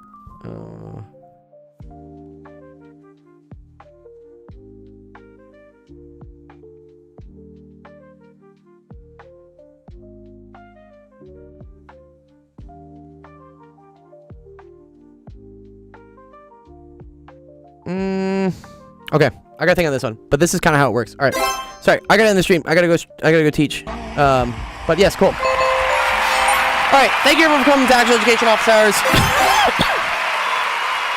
Had a really fun time. Lots of fun questions today. Appreciate everyone. Our next stream is tomorrow. That's gonna be at 4 o'clock Pacific, 5 p.m. Mountain, 6 p.m. Central, 7 p.m. Eastern. If you're just watching us now, please go check out the website there, the actualdiscord.com/submit. That has all of our information. So I'm trying to think. I'm still fighting like a cold. So yeah, you can see our streaming schedule. That's when we stream. You can visit our YouTube, like, subscribe, all sorts of great things. Follow, turn on notifications if you want to find out next time that we can help you out. Twitch has a nicer like horizontal view if you want to watch on Twitch. You can join our Discord if you want to get rewards for doing well in like school and also asking questions on our stream. Also, if you want to donate, we had so many nice donations today. Thank you to all our donors. I'm gonna make something special for you guys. I'm gonna do like a little like thank you. I really appreciate that. Yes, and also awesome to Zach. He is our other awesome math streamer. He's gonna be doing math chat on a topic tomorrow morning at 11 a.m. I say morning because it's morning for me. The stream is ending so full, unfortunately, but I'm talking about we have other streams coming up, and especially there's a really fun one. Where is it? Yes, here's all kind of like Zach's little news he's doing. So tomorrow, Zach's talking about division of fractions and mathematical mindsets. So come on by for that. That's gonna be a lot of fun. And then on Thursday, Zach and I are teaming up for a podcast episode where we're going to talk about how math and physics get used together and in perfect harmony. You know, it's quite meta, Zach, right? Because Zach has a PhD in math, I have a PhD in physics, and we're going to talk about why our two sides are very symbiotic and work with each other really well. So, yeah, sweet. Please come on by. It's going to be great. All right, nice. Okay, so if you're watching us on Twitch, we're gonna go raid another stream. So raiding is a cool way for us to kind of support other upcoming math and science streamers, or even people that are bigger than us, or argue about why they're not.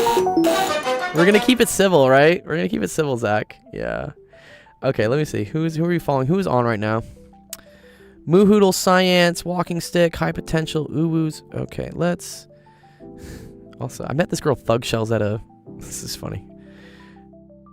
Isn't physics just applied math squared? Yeah. Yes, excited. Check it out. I have a video on TikTok. Go to my profile. I have videos on how to do that stuff. Sweet. Okay, let's go say hi to Moohoodles. They're great. Moohoodles does short stream feeling sick. She starts in 40. I'm also feeling sick today. Wow, okay. Something going around. Anyways. Okay, great. Okay, awesome. All right. Have a great start to your week. Enjoy the Monday. We will see you guys tomorrow. Peace.